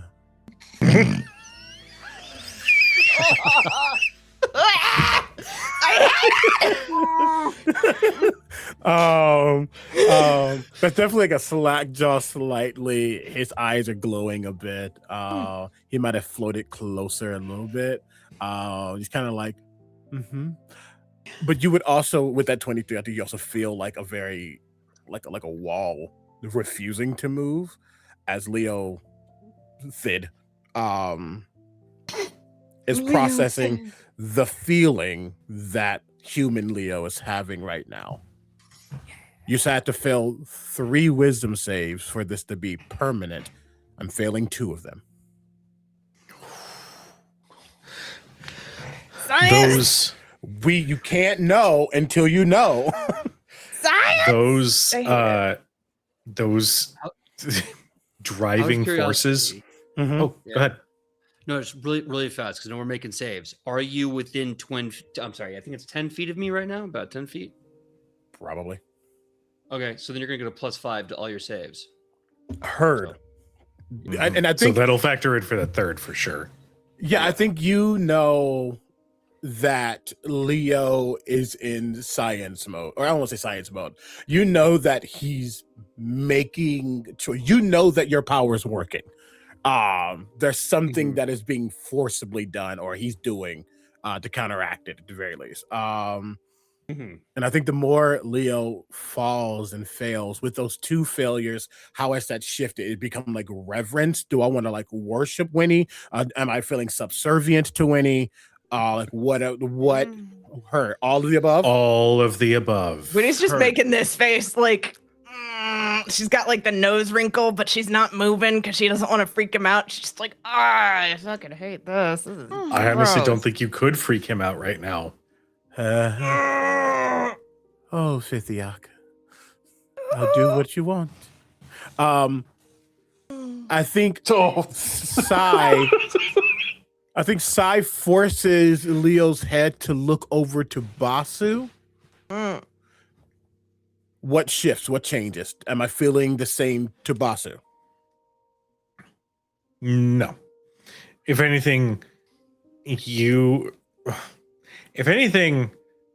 there's a little bit of territorial nature that starts prickling up in your mind. Oh you my look at god, it's love and Basu. idleness. Love and idleness. It's fucking love and idleness. God damn it. The verse. I assume that gets even heightened when I look at Marcus.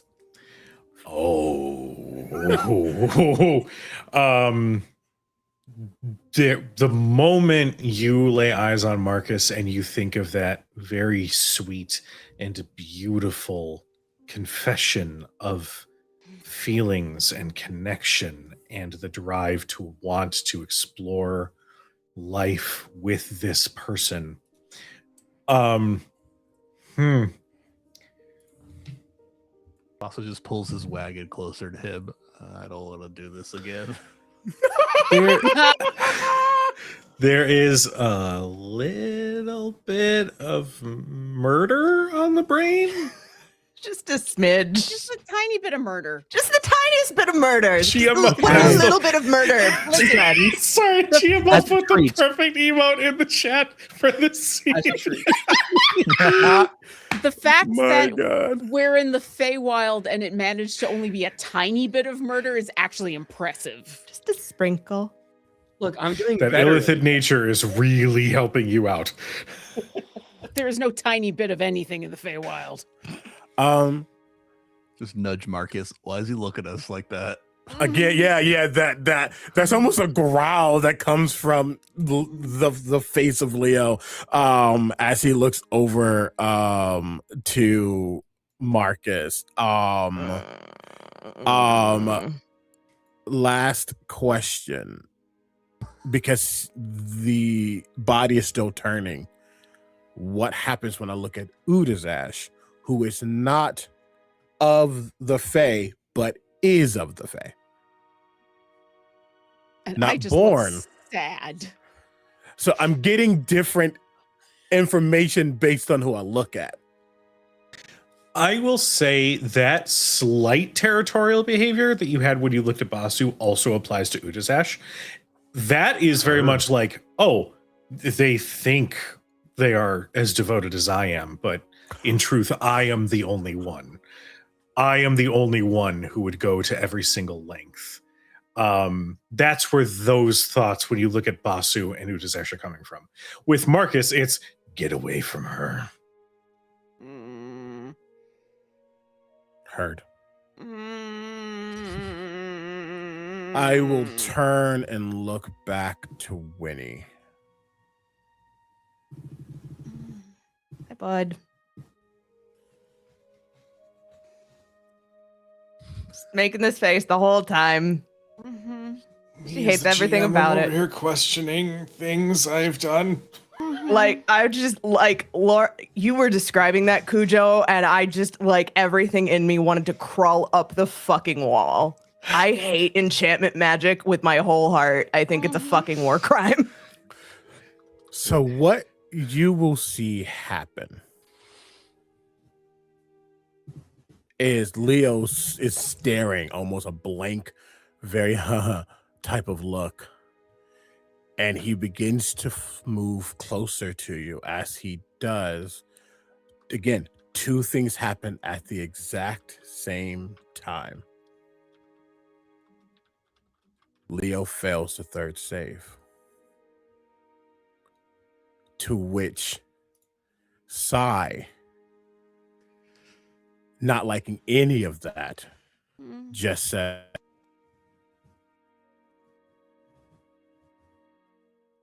enough. Use a psionic energy die to gain charmed immunity with my psionic guards.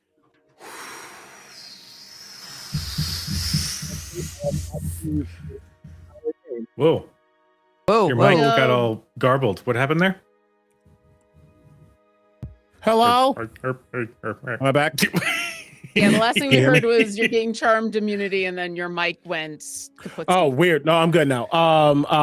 My psionic guards. This is the one psionic discipline I have not used this entire game. At the start of my turn, I can expend a psionic energy die to gain charmed immunity and advantage on get out. To gain charmed or frightened immunity and advantage on the save. If I'm already charmed, the condition ends.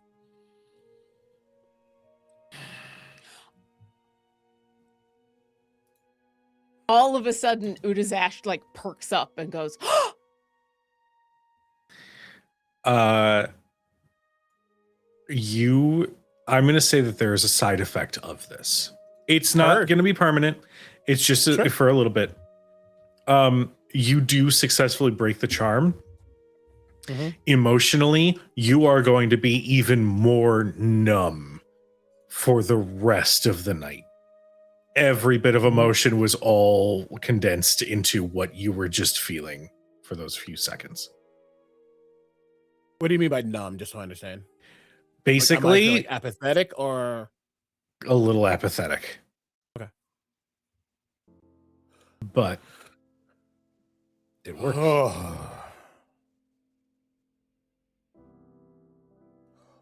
And you see the leaf just drops to the ground. As it begins to float down. I think he has enough of his faculties before it actually touches the ground. It stops. And slowly floats back towards the box. Laura, why did you make the sound of the girl backing into the thing that became the meme? And this whole time, especially as Leo is floating closer, you're just watching Winnie just like she wasn't backing up out of fear. It was just gross. Cringe. This is my brother. Gross. Yeah. Yep. Leo.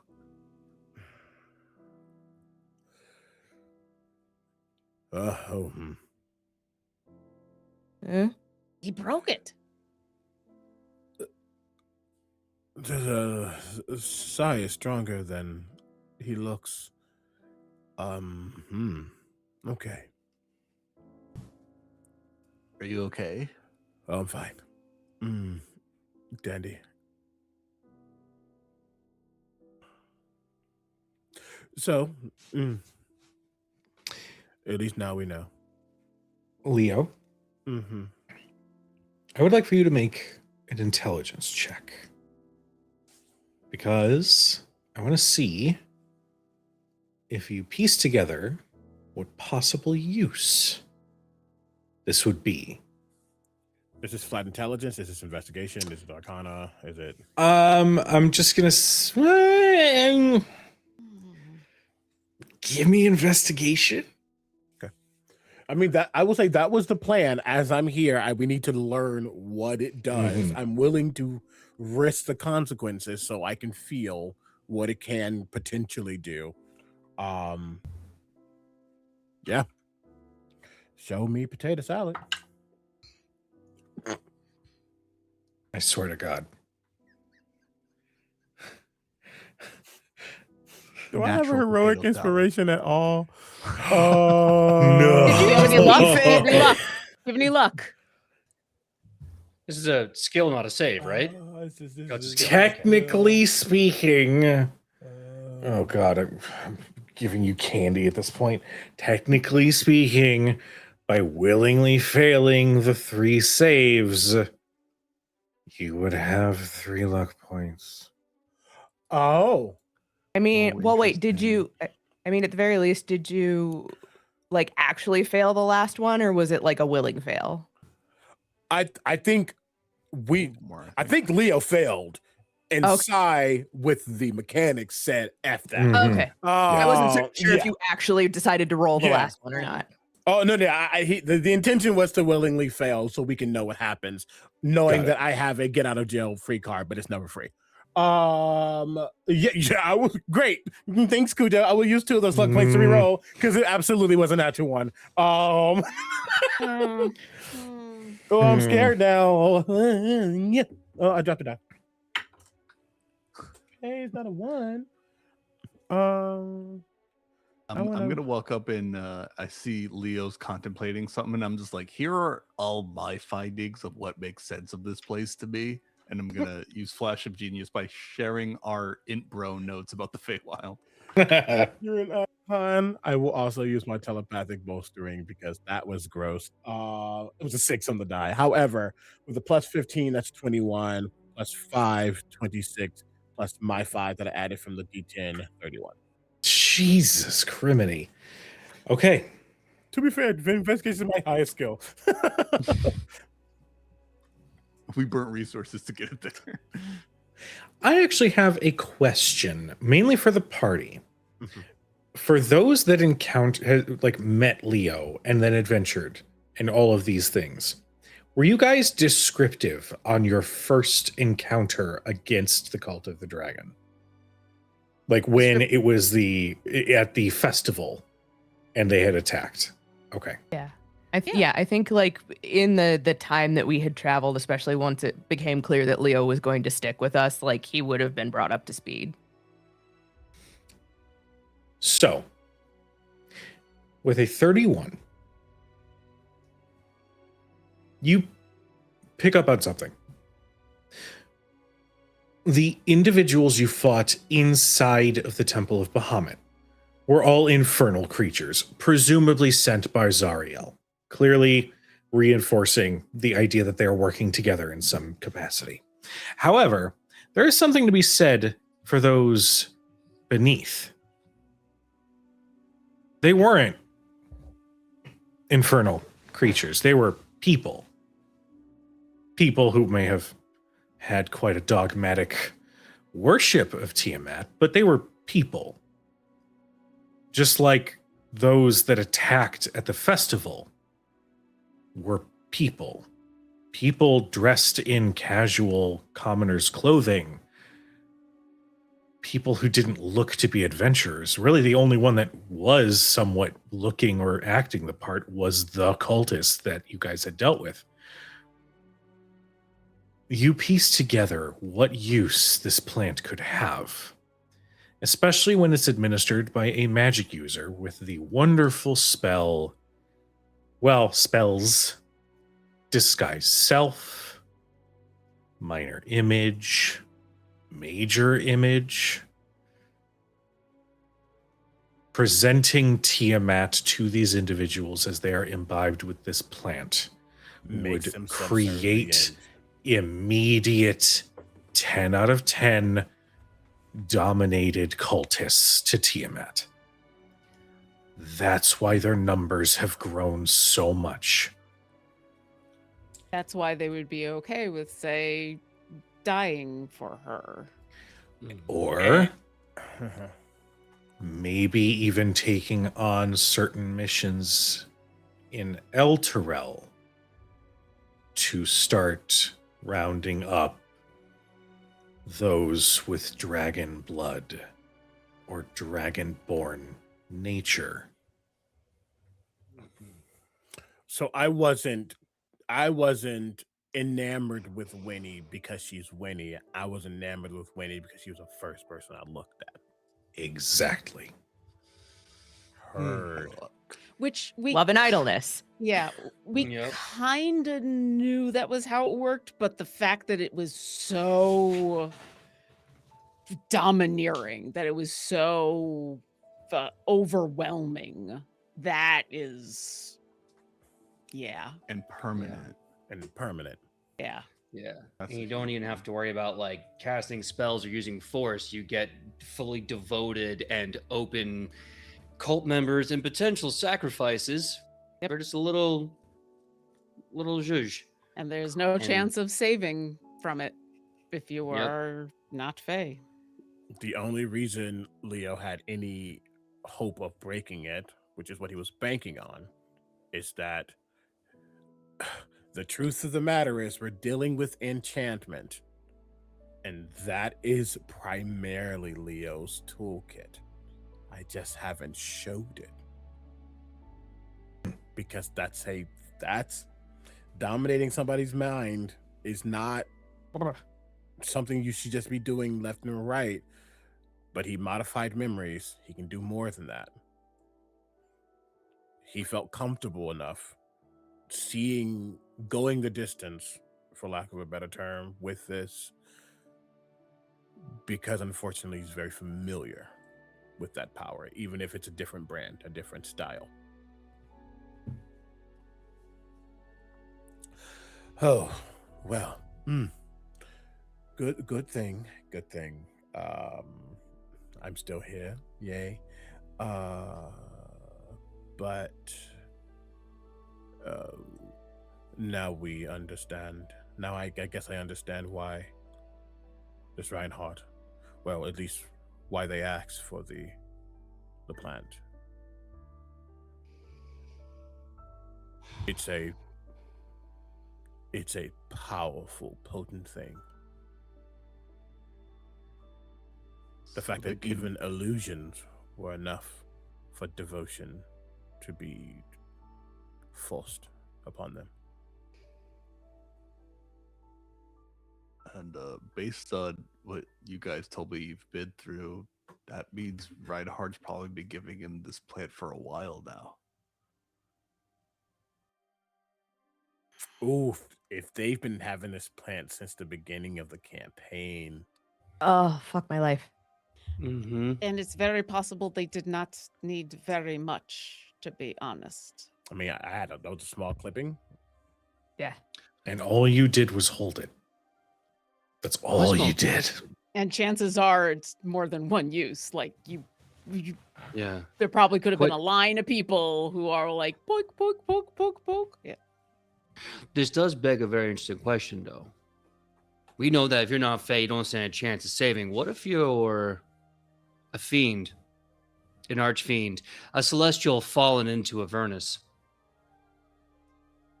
You might have some opportunities to save, but it seems like they are not even trying outside of the mortals.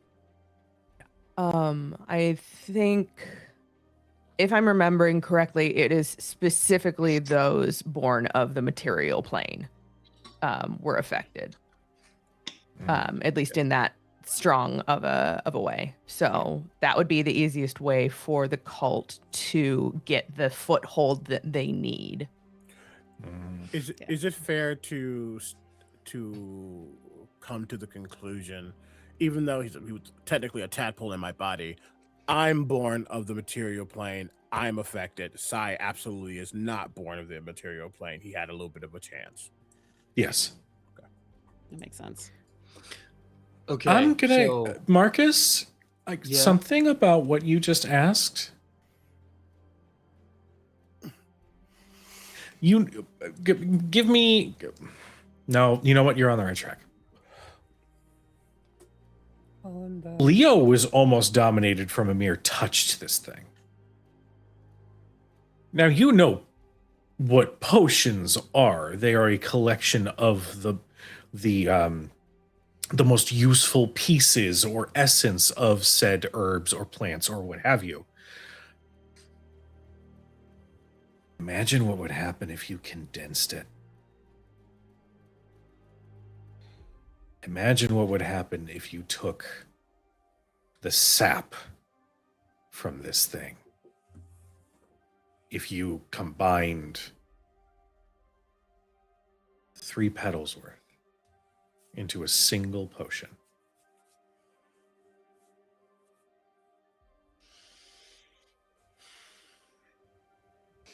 Effectively, you would distill it to a potency that might be more effective on someone, even if they weren't from the material realm. Maybe even someone who calls herself a goddess when she's just an angel that tripped. Oh, do we think shit. Zario is under this? I just don't see any reason why she would willingly want to work for that 5-headed snake. That would begin to make sense of things. Thing.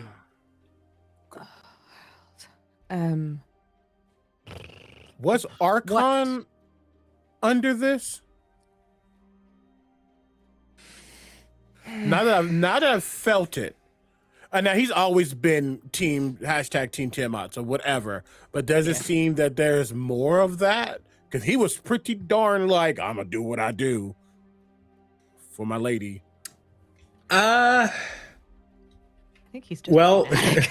I was gonna say it's really difficult to tell because on one hand you've got full on through and through born and bred fanatic, or you've got I've been corrupted by this fate plant that makes me a fanatic. Yeah. So it's really, Yeah. you know, Okay, pick fair. your poison. Mhm. Come and see, fair, come and saw. Yeah. Winnie, Leo, Hmm. I just when we get out of here, could we check on Bertrand? He was cultivating this stuff down in the temple. I just want to make sure. Yes. Of course. Thanks.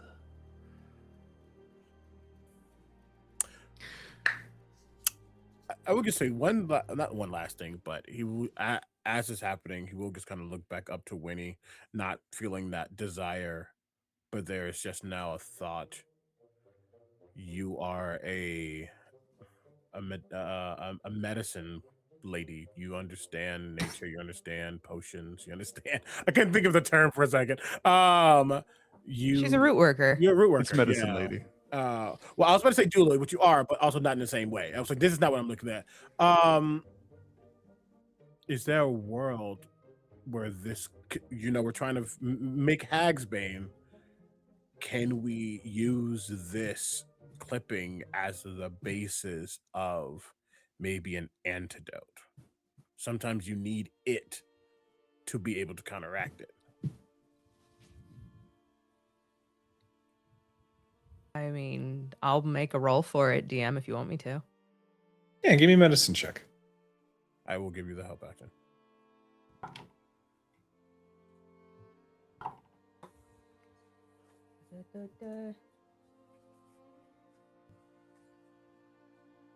It's 24 medicine.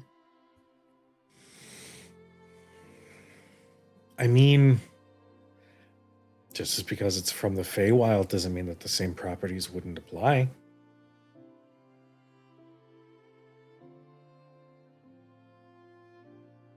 I think it's worth testing.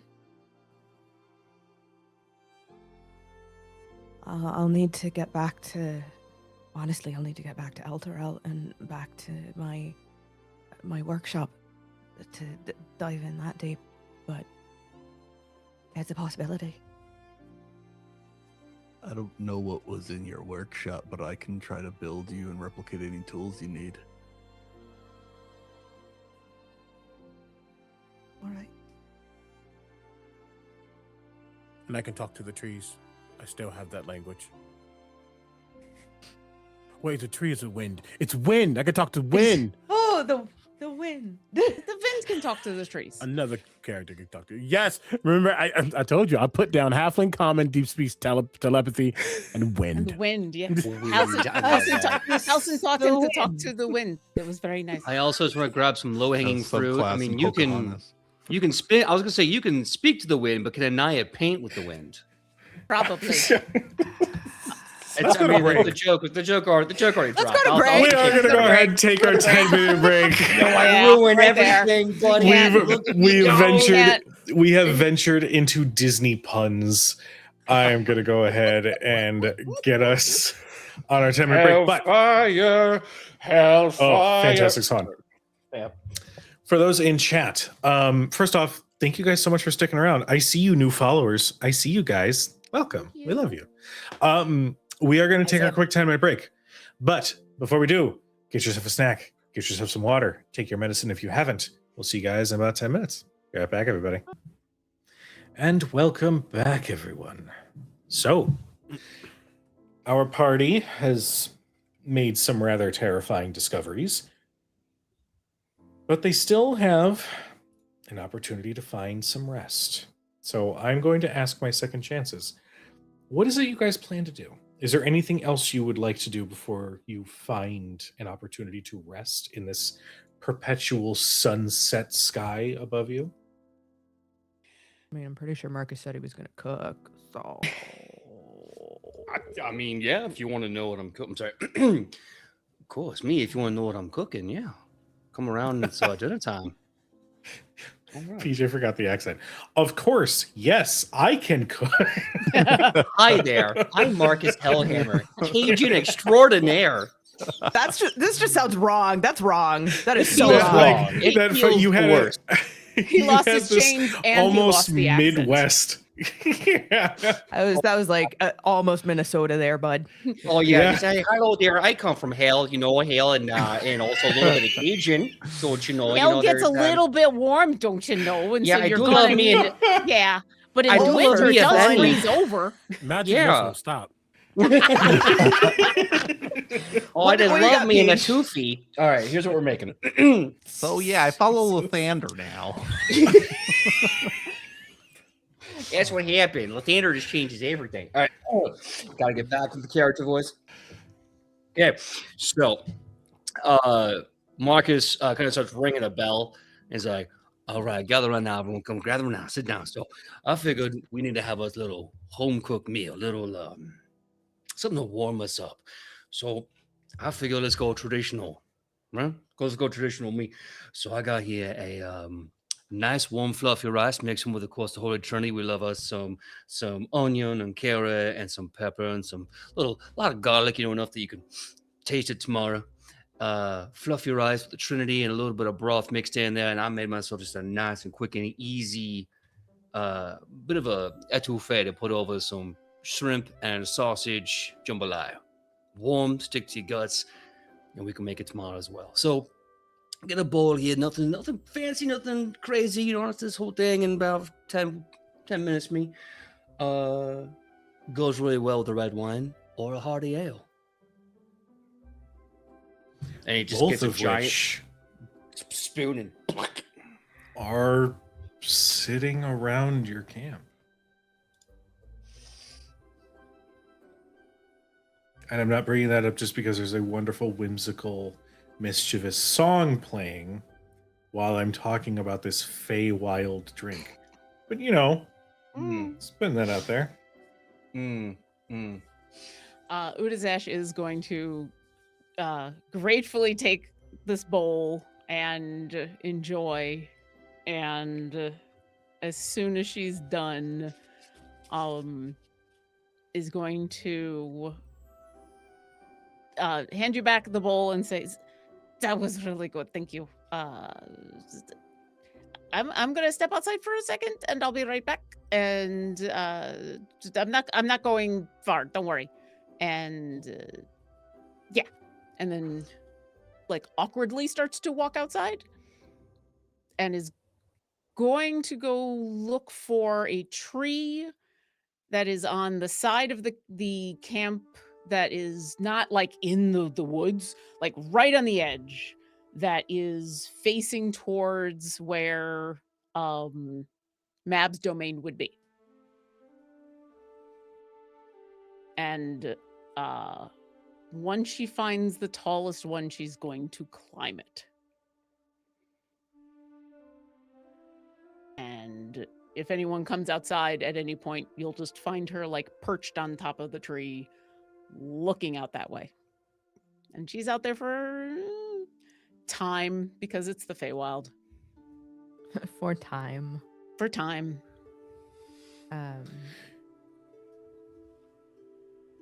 Udazash, give me a perception check. Oh, Oh no. okay. Oh,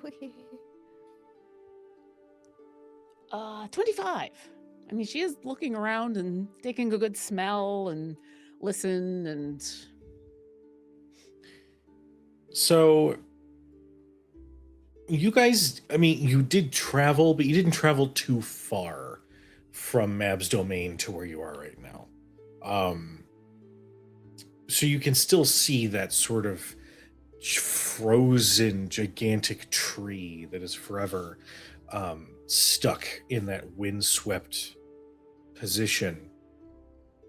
And you're pretty sure that you can see in one of where windows would be sort of built into the trunk, there is one that just sort of emits just a very dull glow.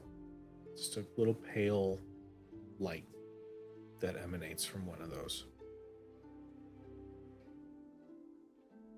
She'll look at that for a little bit and sigh, but then she's kind of very intentionally not paying attention to that and is looking out over other landmarks and kind of has a little bit of a wistful smile as she's just kind of half enjoying the view in a way.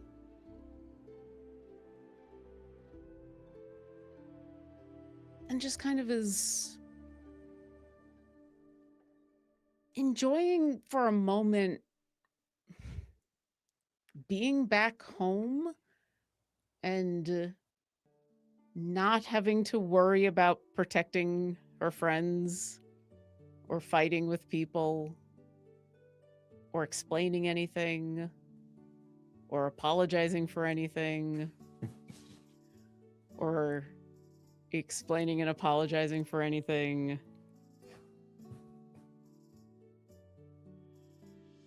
And yeah, she just kind of stays up there for a little while.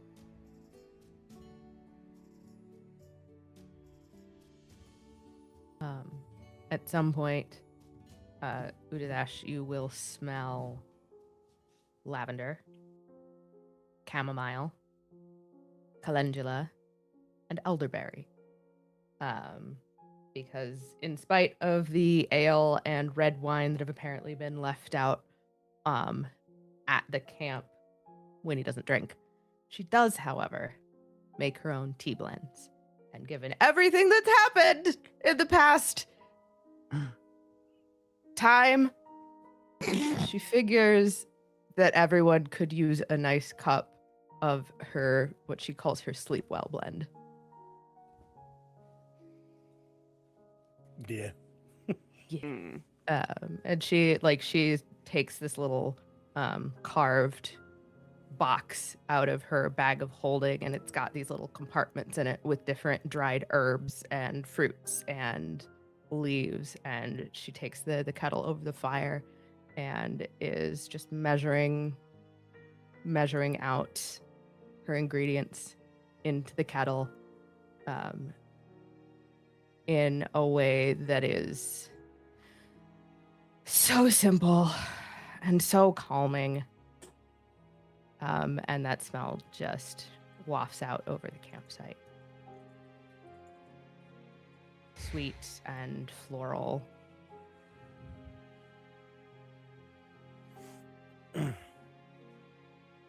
And that's enough to call to her.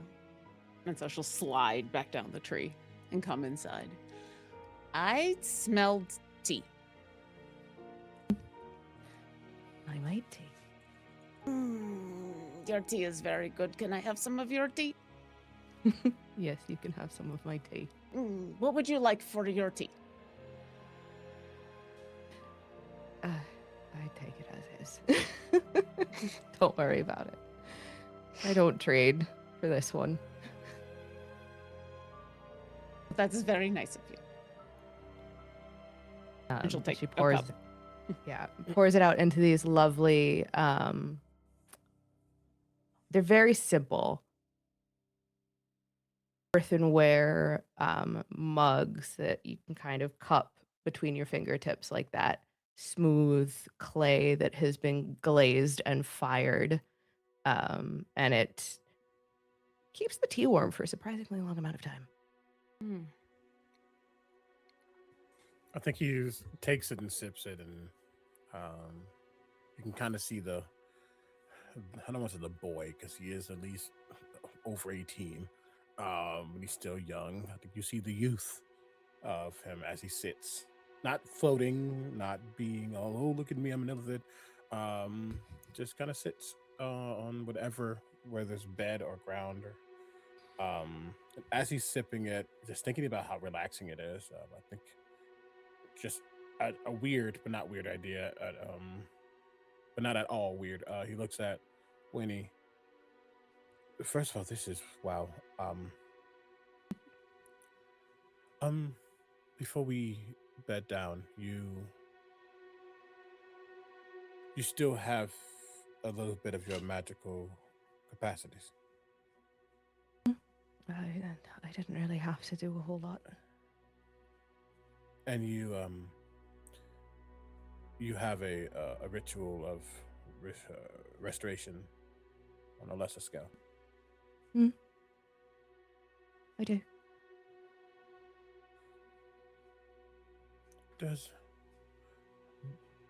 Does Leo know if upcasting lesser restoration does anything? Because it's like a second level spell or something like that, right? But when he casts it at 5th.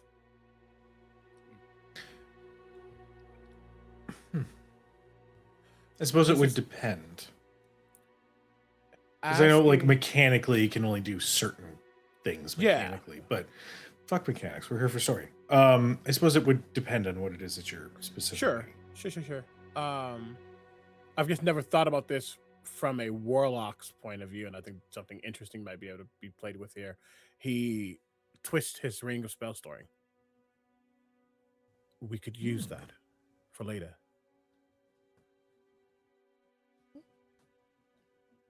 Right. Do you want it stored? One moment. You hear him get up, walk outside, and almost comically you're here. Hey, Barnabas, I need to do a thing. Yeah, boss? Oh, yeah. Where you go? Charm person is suddenly cast on Barnabas. Doesn't take effect. Lightning bolt is cast in the distance. Doesn't take effect. Because you technically can't just dump the spells. You have to cast them. And I didn't want to do it on any of It's we hear like the crackle, crack fizz of lightning, and everybody just kind of jumps and looks at. Yeah. That needs Run to be a outside for a webcomic. That's a 3 webcomic panel. Jeez. One moment. It's just a view from inside. You just see like wind and like lightning and all this shit coming from outside. I love it. And just everybody's faces just. At that moment, you would hear ka-doom as the bond comes back on. Sorry, just had to empty. I'm back. I'm coming back. Walks back in. The 3 glowing rings are now completely empty.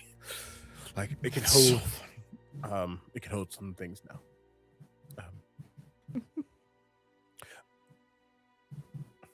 Beep. Winnie will take the ring of spell storing, press it between her hands, whisper to it in Sylvan, and one of those 3 rings starts to. There's a shimmer of like cool, almost white gold energy that sparkles its way through the runes on one of the rings and then sinks into the gold. She'll hand it back. And it kind of like floats back onto his hand.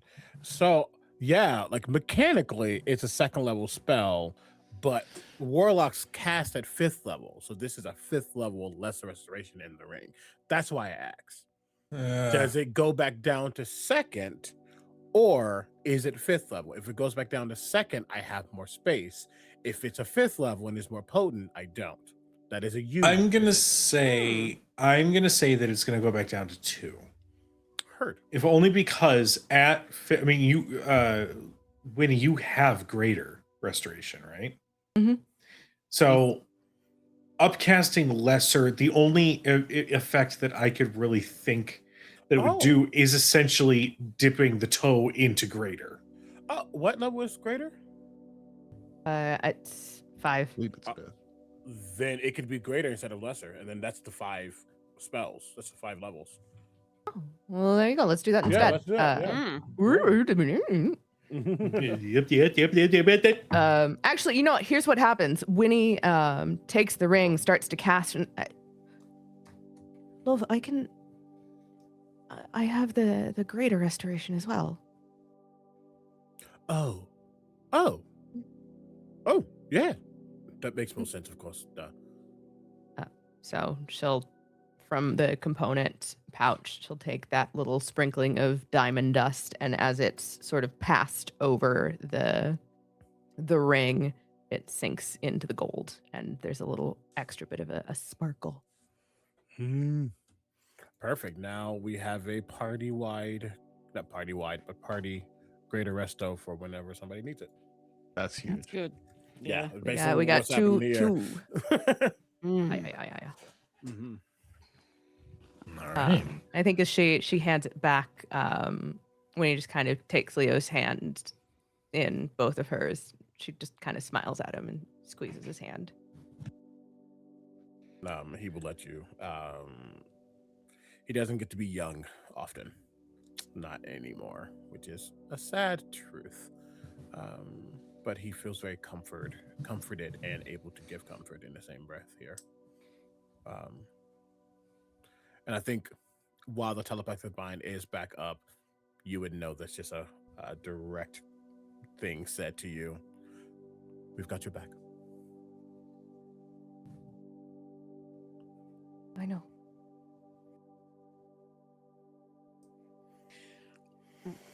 When Udazash came back in, she actually sat down next to Basu as she's drinking her tea and says, I'm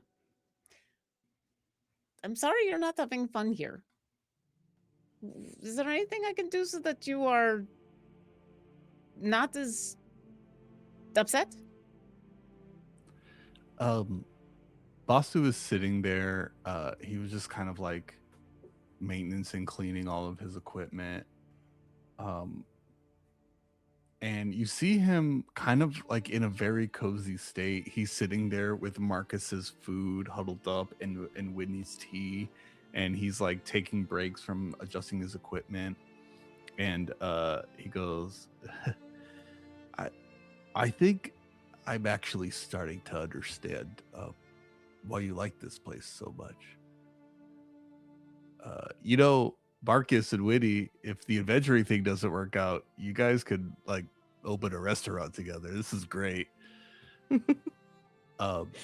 And he says, when I look into the sky here, literally nothing makes sense. And I think as someone who tries to make sense of everything my whole life, it's kind of inspiring that nothing makes sense here, because then there's so much to try to figure out. Like, I don't even know why that creature ate that creature. It doesn't make any sense. And at first it was really scary, especially the way we entered here. But I think I'm actually finding myself quite inspired. I feel more curious than I've been in a long time.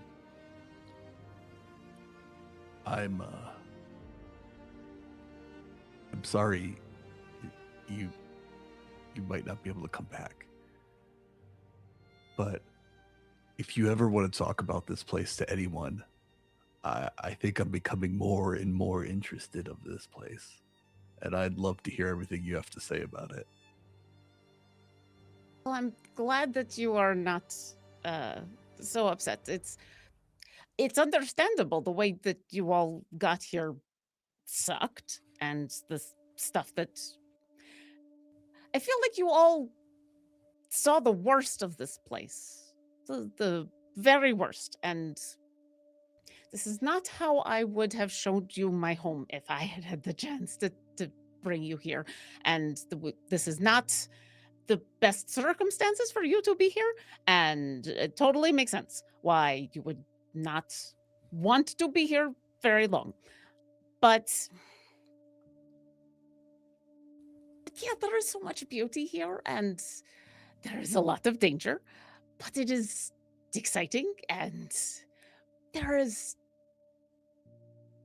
so much wonder, and there are so many amazing people. You know, you are not the first gnome that I have ever met who makes amazing mechanical things. You are the first one I know who made like a whole suit of things. Like the things that you do are just are incredible. I've never seen, but you are not the first one that I ever knew who made like cool mechanical things. I know a whole family of gnomes who do all this cool ice fishing stuff on the lake, all the way over there. And there's a whole big lake of like really cool rainbow fish. And the problem is though it's a big like frozen lake, and so they have to constantly be like drilling into the ice. And they every time I go and see them, they have like new different ways of like drilling into the really, really thick ice. And it's fascinating to watch. And you would love to meet, I would love for you to meet them and for them to meet you, and like to have the chance to talk to each other about like the things that you make. But Are we we don't- close? Close is a very relative term. I could probably get you there quickly because I know where they are, and but we would be going in the wrong direction for what we need to do. So I will try to explain tomorrow how we get around in the Feywild.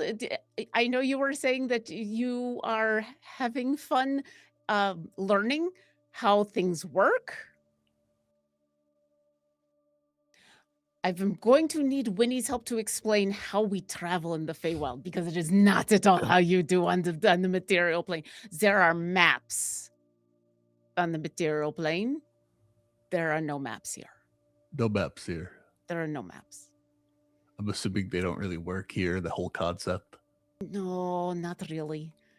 All It right. is more about knowing who you want to find and where you want to go, and keeping that idea in your mind and the feeling of what you want. And that is why I am such a good tracker here, because I can do that. I am very good at knowing where and who and what and finding out all of that information. And the better you are at doing that, the faster you can get somewhere. And if you don't know who or what or where or why, and then you get lost. But it has nothing to do with maps. So if you could track here in this place, that hardly makes sense. Tracking of the material plane must be kind of boring for you. Actually, it's the opposite, because in the material plane you have to like travel. And so I know, like, I could know everything about you, like how tall you are and what you smell like and the food you like to eat and everything. But that doesn't get me to you. I still have to know like where you are. And if you are like miles and miles and miles away, that doesn't get me to you. So I had to learn how to like go north and then go north more and then go miles north. Like that was very weird the first time I had to remember how to do that. It was very weird. But now I know how to do it in both places, and that's why I'm very, very good. But yeah, we'll work on that tomorrow. Once you figure it out, then it's very impressive. And I think you will figure it out very quickly. All right. Yeah. I'll start taking notes. When you take those notes, take a moment and feel it first.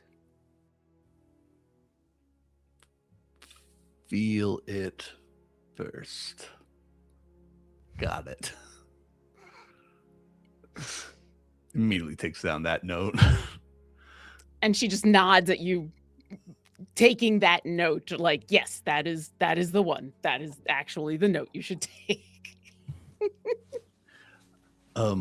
As Basu sits there, taking notes from Udazash, learning the basics of what it means to move around in the Feywild, and just is feeling this inspiration. He's taking out a lot of the notes he has on him. And a lot of his notes he's taking out has to do with notes he's taken down on everyone in the party. How Leo can do these incredible things he does, and how he can have these almost battles with people that we shouldn't be able to have battles with on a whole different mental battlefield that he doesn't understand. And everyone's encounters, Bargis's encounters with all these gods from different points of view, all of the ways Tiamat has contacted and manipulated Udazash, as well as Anaya, and he's going over all these things, all these different aspects of being communicated by celestials and greater beings. And I want to try to start a long-term project, and using all the information he's gathered from his friends, he wants to find a way, in his understanding of the gods and how they communicate with mortals, how to prevent that from happening, using the knowledge of the Illithid and the knowledge of the way all these people talk to these deities, and any kind of technology he has access to. And if there's any way, if there's a clue in all those things combining, for him to find a way to try to block some of that out, keep them from manipulating our minds, at least from a distance. Okay. I'm gonna say it's gonna be a series of checks over the next several long rests. But for now, go ahead and give me just a straight up intelligence check.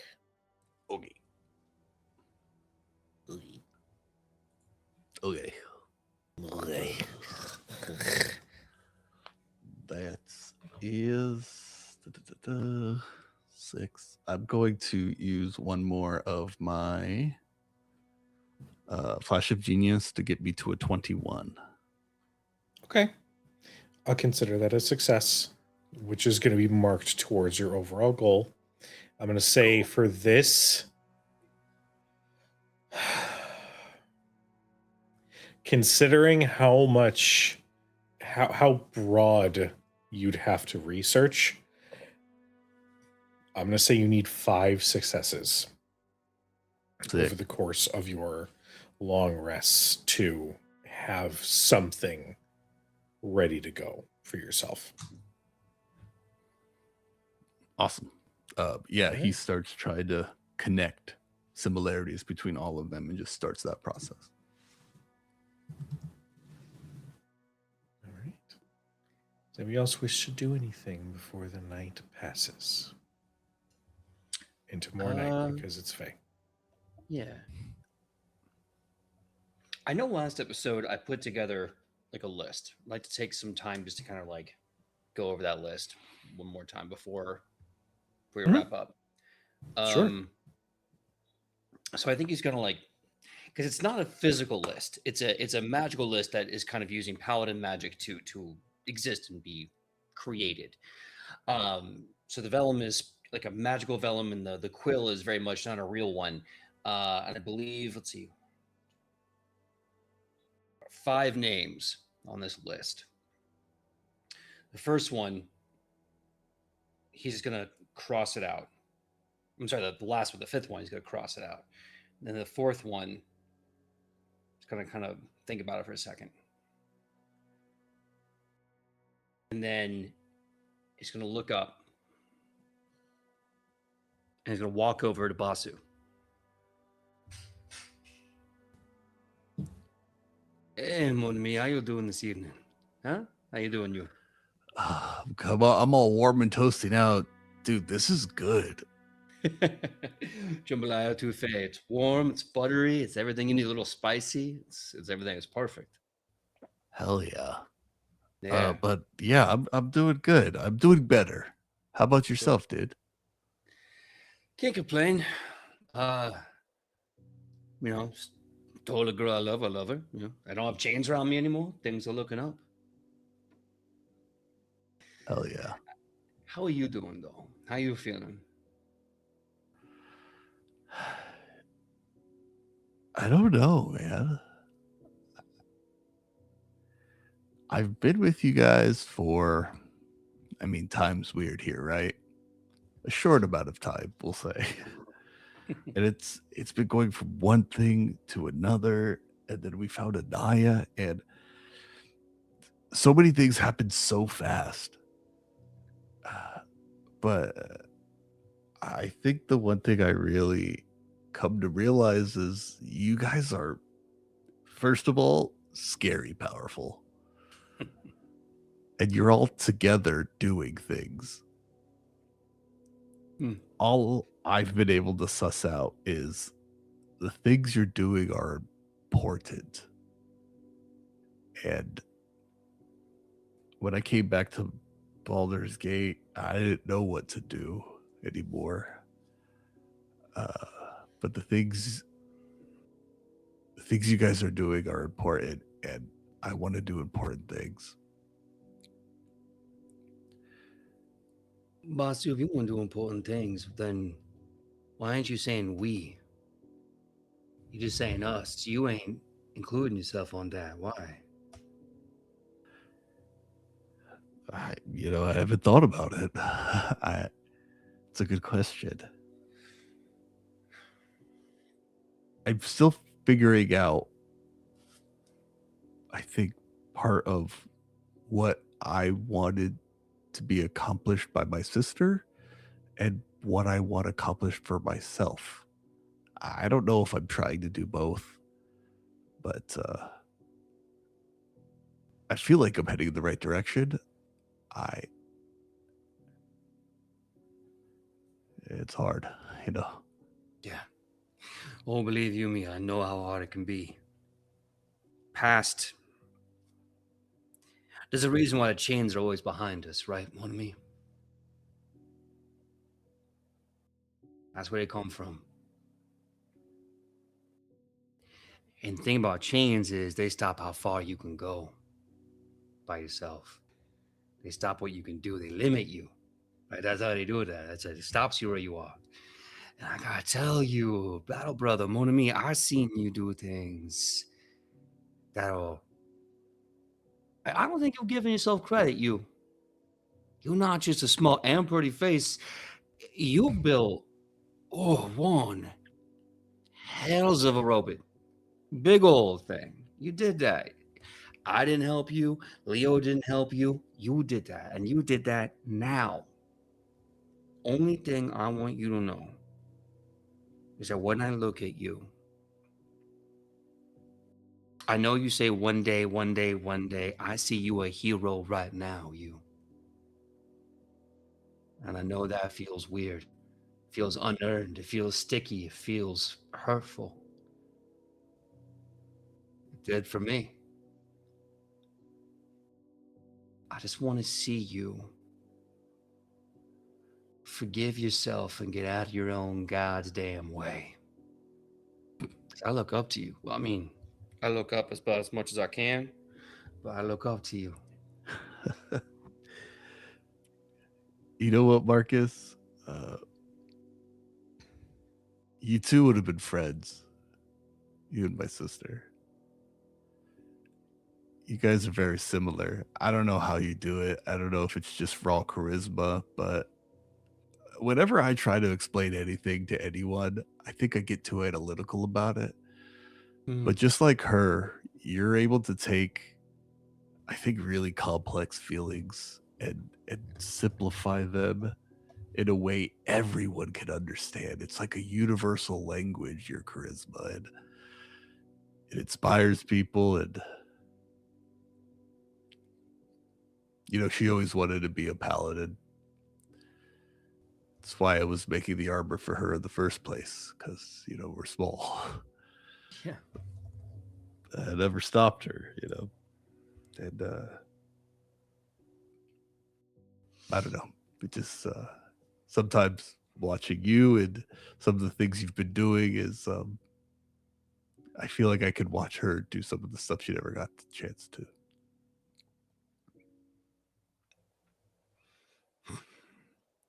Life is a complicated mess. You know what I mean? Everything is not that easy. Everything's not that simple. But every now and then, something can be just that easy. We get that. We get to have it be just that easy. You want something? Make yourself do it. And if you're afraid of something, do it twice. We used to have a saying, like, heroes ain't someone who's never afraid. A hero to them is someone who's afraid and does it anyway. And I've seen you do the damn thing afraid, and you do it well. Look, just food for thought. I'll be here every fight. I just want you to know what I see when I look at you, because I want you to see it too. And stop holding yourself back. Because you keep talking about what wasn't. And I know you are a man of what is going to be. And I want to see that day with you, okay? Yeah. I know you'll be there when it happens.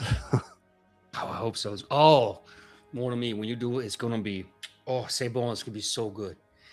All right, I'm going to let you have a good night. If you want an extra helping, I add a little extra red wine and brown sugar and cinnamon into the bowl. So, like, now it's sweet and savory. So I got you covered if you want a little something extra in the morning, all right? God, I was hoping you'd say something like that. Yes, please. Most I love you have a palate. You have a palate like a court jester. It doesn't make sense, but it speaks the truth. That so I'm gonna love you forever. All right, I'm gonna go to bed. And as he gets away, he sits back down. He resummons his crystalline magical vellum. The fifth name on the list. A person you didn't want to forgive, but had to. Mazakith. The name is scratched out. The fourth person. Someone you need to help forgive himself. See their full potential.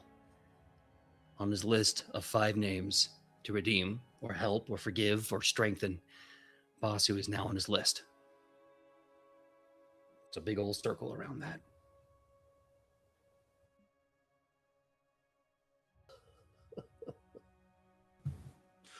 Welcome, Folk and Myth, into the channel where we're happy crying.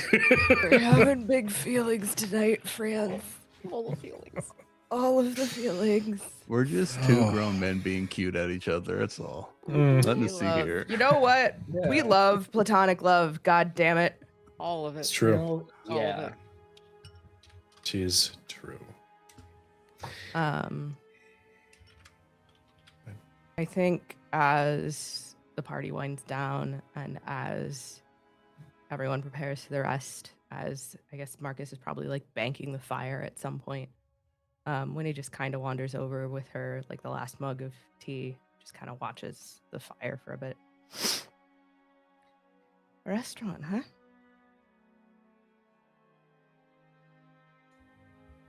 I mean, tavern parlor can't make all the money. I think a restaurant not a bad idea, Dad. I imagine we'll probably need a menu for lunch, dinner, I mean, if you give me the menu and enough time, I could probably figure out a couple of different tea blends. I think that could work. We could do a nice brunch. I think you'd make wonderful tea for that. Hmm. And you know, your tea is basically magic. If people ask, maybe you could also do whatever else you feel comfortable. Advice, other potions and tinctures. I mean, not everything gets to go through the hag. Some of it's got to be us.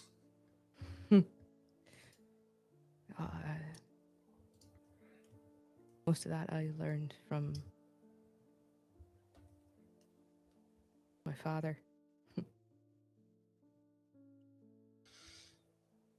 I think this is the first time I heard about your father. What's his name, him? Estelar. Stellar. I mean, that's just a good name. I think that's going to have to come back at some point in the future. Stellar's teas and tats. A stellar service with an stellar smile.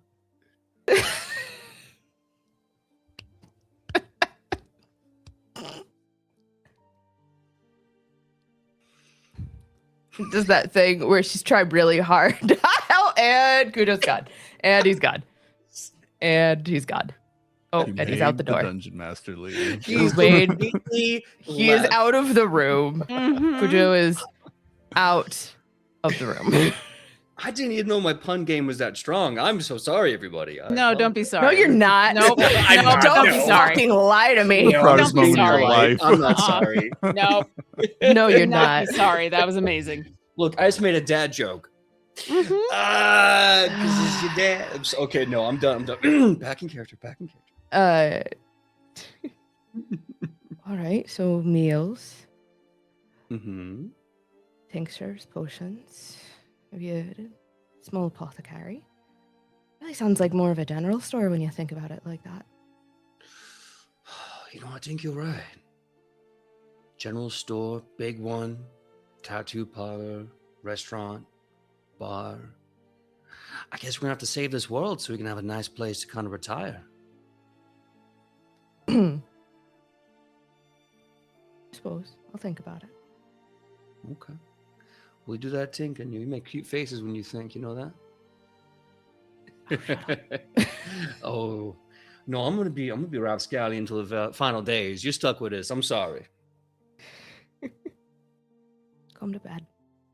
All right. Sleep like an angel now. See you in the morning. And Marcus gets up, just kind of stretches.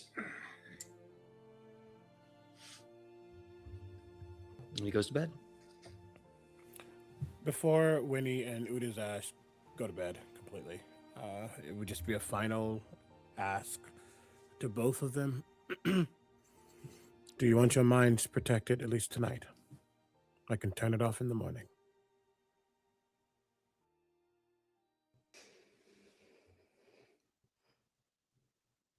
You mean do the thing in where I'm protected from the Dragon Queen? You from the Dragon Queen, Winnie from the Coven. At the very least, if we've had such a good meal and good tea, good stories, you deserve a good night's rest. It would only be for tonight. I would remove it in the morning. Vinny?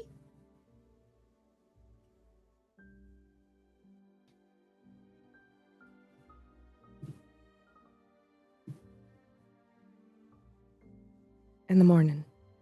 Yes. For tonight. For tonight. For tonight, it's enough to know that my friends are here.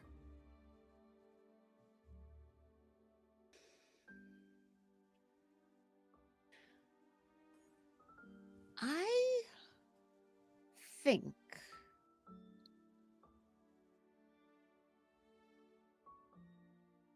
I might be wrong. There is a reason that every time I was here, I was apparently never chased here by her. So I think for the moment, while we are here in the Feywild, I do not think I need to be worried. I might be wrong. For the moment, no, I would rather be, like Winnie said, available to my friends. Well, at the very least, if something does happen, Barnabas is on. Stop singing. Pay attention. I'm trying to find a way to make the second verse, but all right, fine. You can sing if you want. Just, I do need your eyes. Not like that. God damn it, Cujo. So be it. I just wanted to make sure I asked. Get some rest. Thank you, Leo. Leo? Not now, but at some point before we go back.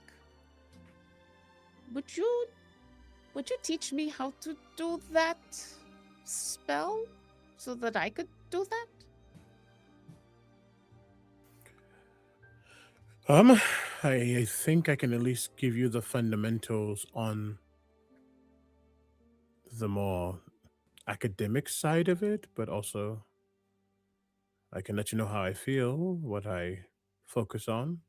I don't know how you harness your magic, but you do have a connection to the Sylvan space, and perhaps they have their own variant of what I'm doing.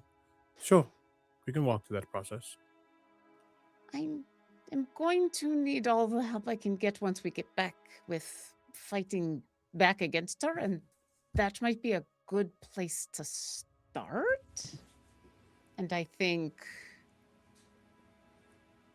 having a shield before I have a sword might be a good place to begin. However I can help, I will You are gladly do always so. You are always a help. You are awesome that way. I don't know if always is the truth, but regardless. At least 90% of the time. Oh, no, the 100% of the time. When have I ever lied to you about that kind of thing? Just thinks about a couple of mornings ago when a certain someone tried to disintegrate someone twice.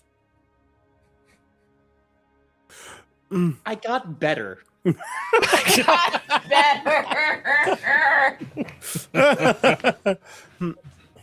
That's why I said 90%. we'll get some rest. I do think the. Oh, sorry. Odazash will start to walk away and then stop. And Winnie, you will watch her very intentionally stop and straighten and look at Leopold and get serious and say, Leo, you are amazing and always a help. You are always a help. And then she looks back at Winifred and then for the third time says to Leo, you are always a help. And nods. Well, she said it 3 times. That can't be a lie now.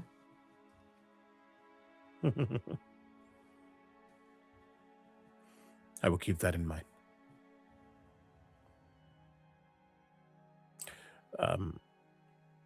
Settling down, but I think the last thing that happens is not necessarily a him thing, but a 3rd level spell will be expended as Sai will and come off of him and sit next to him. I think there's probably even more so of a not liking where we're at, especially now that he's a little exposed in this space. And I think it's in deep speech.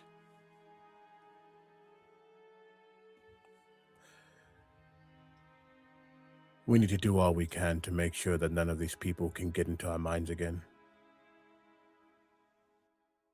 I don't know what we do to stop that, but clearly we have a difference and we need to use that to our advantage. I'm not going to let my friends be subjected to what I willingly was subjected to with that leaf, nor what the Queen of Air and Darkness put upon us. I'm going to need your help doing that.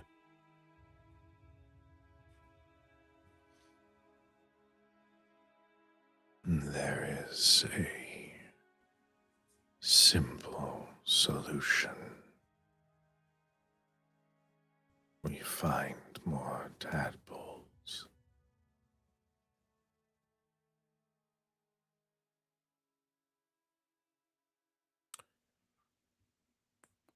Will they have the same thought process as you? Or will they seek to gain dominion? I'm sure that our combined intellect, we will make them like me. Those not chained to the elder brains of the world.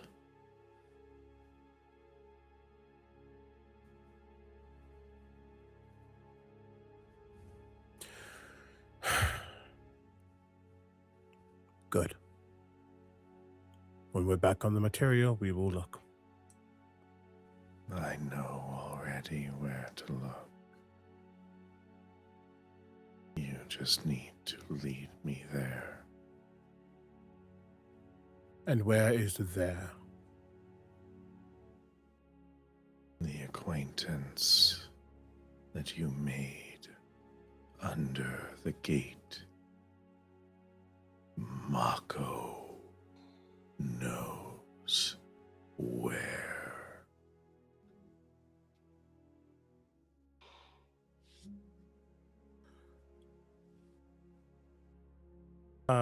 From my understanding, is he saying that Mako has access to tadpoles, or is he saying take Mako's tadpole? He's saying that Mako knows where tadpoles would be. Heard. Gotcha. I'm like, no, I we think like it's Mako. yeah. I think it's sort of it's understood with everybody. I should say everybody. It's understood with those who have studied Illithid and studied those who were implanted that removing a tadpole equates to death. Yeah. There's no two ways around it.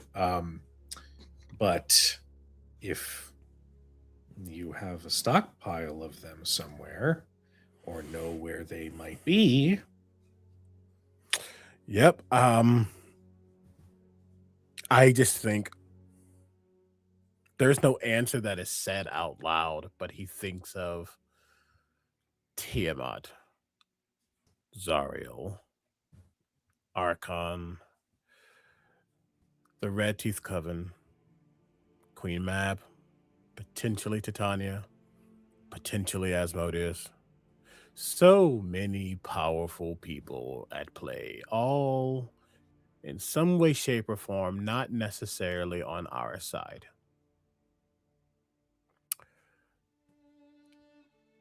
And if he needs to match some energy, nothing else is said. I think there's just a look. Sai understands that he has said basically bet. And those two halves will come back into one as Leo will attempt to get some sleep, thinking of Mako. Our favorite drow. Well, is there anything else anybody wishes to do before they find sleep? Okay. Not after that, no. Nope. I feel like anything after that would be anticlimactic. I'm sweating. Guys, it's fine. It's not the same as when the absolute was a thing. It's different. as we end tonight's episode, I am going to search for a channel to raid. But before we wrap up tonight's stream, we have an incredible cast that we want to throw the spotlight over to. So, hey, incredible cast, let them know who you are and how we can support you. Hi, I'm Lauren Urban, she, her. You can find all the stuff that I am doing at the front page of my website, lauren-urban.com. You can usually find me here playing Udazash, the Dragonborn Ranger / Rogue, who for the moment is still from the Feywild and is gonna try really hard to show her friends that it can be kind of fun. You can also find me on Sundays at Players End Book, where I'm playing a Tabaxi cleric, just trying to keep her friends alive. You can also find me on this channel on Wednesdays for the next couple of weeks on Drift Fishing, where me and a friend will be playing through a surreal fishing game called Tackle Box, where we start by being two people playing a game about fishing, and we end in a very different place. It's a lot of fun. You should watch. And that's where I am, and I love playing with these people, and they're awesome, and you should follow all the things that they're doing because they're amazing. Thank you. Hello, friends. My name's Omega Jones, also known as Critbite across all social media channels. I have been Leopold Guthmere, a resident Illithid scion who might about to get a little bit of a Boostiana Grande because there's so many forces that are not on our side, and we are a mighty group. He knows this. Marcus's strength, Udazaz's tenacity, Winnie's understanding of esoteric power, Basu's brain, Anaya's whatever murder spree she's thinking about. Creative murder, thank you. There's a lot, and he's not afraid. He's just making an educated decision.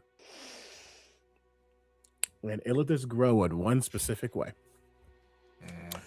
And he has yet to eat a brain, so I guess we need to do it with a tadpole instead.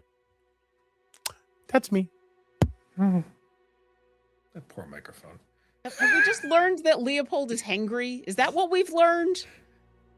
Possible, yeah. I have been holding off the brain eating aspect of Leo for a very, very long time. Yeah. Yeah. Yeah. Angry Illithid is very scary. Oh, Lord, here we go. Hi, hello, good evening, folks. You can call me Laura or Tutu or Laura Tutu. My pronouns are she, they, and you can find me all over the internet, usually some iteration of _ Laura Tutu. That's on Instagram, that's on Threads, that's on TikTok. It's kind of on Blue Sky, except for it's lauratutu.bluesky.social or whatever the fuck their handles are. Anyway, it's Friday. Congratulations, you found me. I'm here. On Wednesdays, you can find me over at Rebels Without a Castle for the Stone Lord's Folly, our fabulous D&D homebrew campaign crafted and run by my very bestest gym buddy in the whole wide world, Zach Savage Lore. I've got some vampire things coming up with the wonderful Playmat, working on editing on that process. It's going to be out I'd say probably by the end of the year. Who knows? It might be a spooky season release. We're still working on it. But the big bad thing that I've got coming up is I will be in Los Angeles May 21st through the 25th for Darkness Emergent Los Angeles. That is the big bad blockbuster LARP from By Night Studios. I'm there as part of the content creator team, so I will be there getting all of the goods and all of the tea. And you may very well see a much missed face in my world of darkness. That's right, I'm bringing Calamity Madden to Los Angeles. But if you want more details on that, you're going to want to check out darknessemergent.com. And the easiest way to figure out where I'm going to be is to check out my website, lauratutu.com. And hello, I'm Tony Rodriguez. I'm also known as the Encounter Smith all over the internet. I am your resident artificer, Basu Brightball, our little gnomish guy who wants to help his friends in any ways can. And now that he feels like a hero, I think he can. You can find me on YouTube, TikTok at EncounterSmith. And no, it's a little bit early, but we did end up booking our hotels already for DragonCon. I think some of us are going to try to go to DragonCon. So if you want to meet us in person, you can go hit us up at DragonCon. That's it for me. Hello, everyone. I am PJ McGaw, and you can find me all over the internet at PJ McGaw. If you see the bearded face, you are in the right place. Tonight, I played Marcus Hellhammer, pugilistic paladin, tattoo tiefling extraordinaire. And I have a few things happening here. I need to start actually writing these down so I can do a better job of telling y'all. On May 3rd, I'm going to be doing a game of Misspent Youth to raise money for, I believe, the Trans Lifeline. Nice. You can find my socials for where that is. Same place where I was playing Flint. Very nice, very evil Batman. Go find the same place. That's right. It was just basically one long Danhausen impression. It was great. On May 16th, if you are in the Burbank area or want to join me in the Burbank area, I'm doing an amazing D&D event at Geeky Teas through Found Party, where we make your party based on your personality and your wants and needs. And we all have a really awesome time. We just got some sick new challenge coins, and a bunch of other things. If you want a link, go ahead and message me. I can send you off to get tickets. Tickets are on sale right now for that. You can join me. We have a great time. There are more announcements to make in the month of May. Projects forever ago that are being edited and coming out, and a new project to be talked about when we're ready. But until then, please keep your eyes out for my socials for more details. And of course, as always on Fridays, you can find me here for Shadow over Baldur's Gate. And with that being said, Cujo, over to you. Hello, shit. No, I'm just kidding. Hi, everybody. I'm Cujo. You can find me all over places either Cujo Plays Games or Crit Hit Chronicles. I have been your chronicler for this evening. First, a quick shout out to Folk and Myth for the raid. Thank you so much. You are loved. You are appreciated. To Jay Scott, to Scalawag ARR, to Iswoo. Welcome in. It's so wonderful to see you guys. Thank you for joining our community. We typically stream a couple times throughout the week. As Lauren mentioned, on Wednesday nights, we have Drift Fishing, which is a wonderful, delightful game. And Lauren is a wizard, so, tune in for that, because everybody loves Lauren. We always want to love on Lauren. On Thursdays, you can catch us for Sagas of Anima, which is our Daggerheart campaign, where the setting was collaboratively built with everybody at the table. And oh my god, it's been great so far. It's been fun. It's just emotion-based pantheons are fun. And then Fridays, congratulations, you found us. It's Shadows of Baldur's Gate. Just slap my other camera. And if you're a fan of listening to my voice and Laura's voice, you can go check out the award-winning podcast of Hunter the Reckoning with The Road to Hell, where myself and Laura are players in that game. I play the Angry Problem, and it's wonderful. We just finished recording. I said it. I'm claiming that title, Laura. Thank you. Have you met the rest of us? Are you fucking kidding me right now? Oh, Lola. Well, it's so nice to see you again. We just finished recording the finale, and you are not ready. So go check that out anywhere you like to listen to your podcasts. But in the meantime, go check out our YouTube. Go check out our socials for official announcements and highlights, because there's going to be more coming out, and it's going to be a lot of fun. But we are going to go ahead and get a raid set up for Smoking Glue Guns. They are playing some Daggerheart, I believe. Yes, they are. Tell them we sent you. But in the meantime, we love you. We appreciate you. Please be nice to each other. And we'll see you guys next time. Good night, everybody. Goodbye.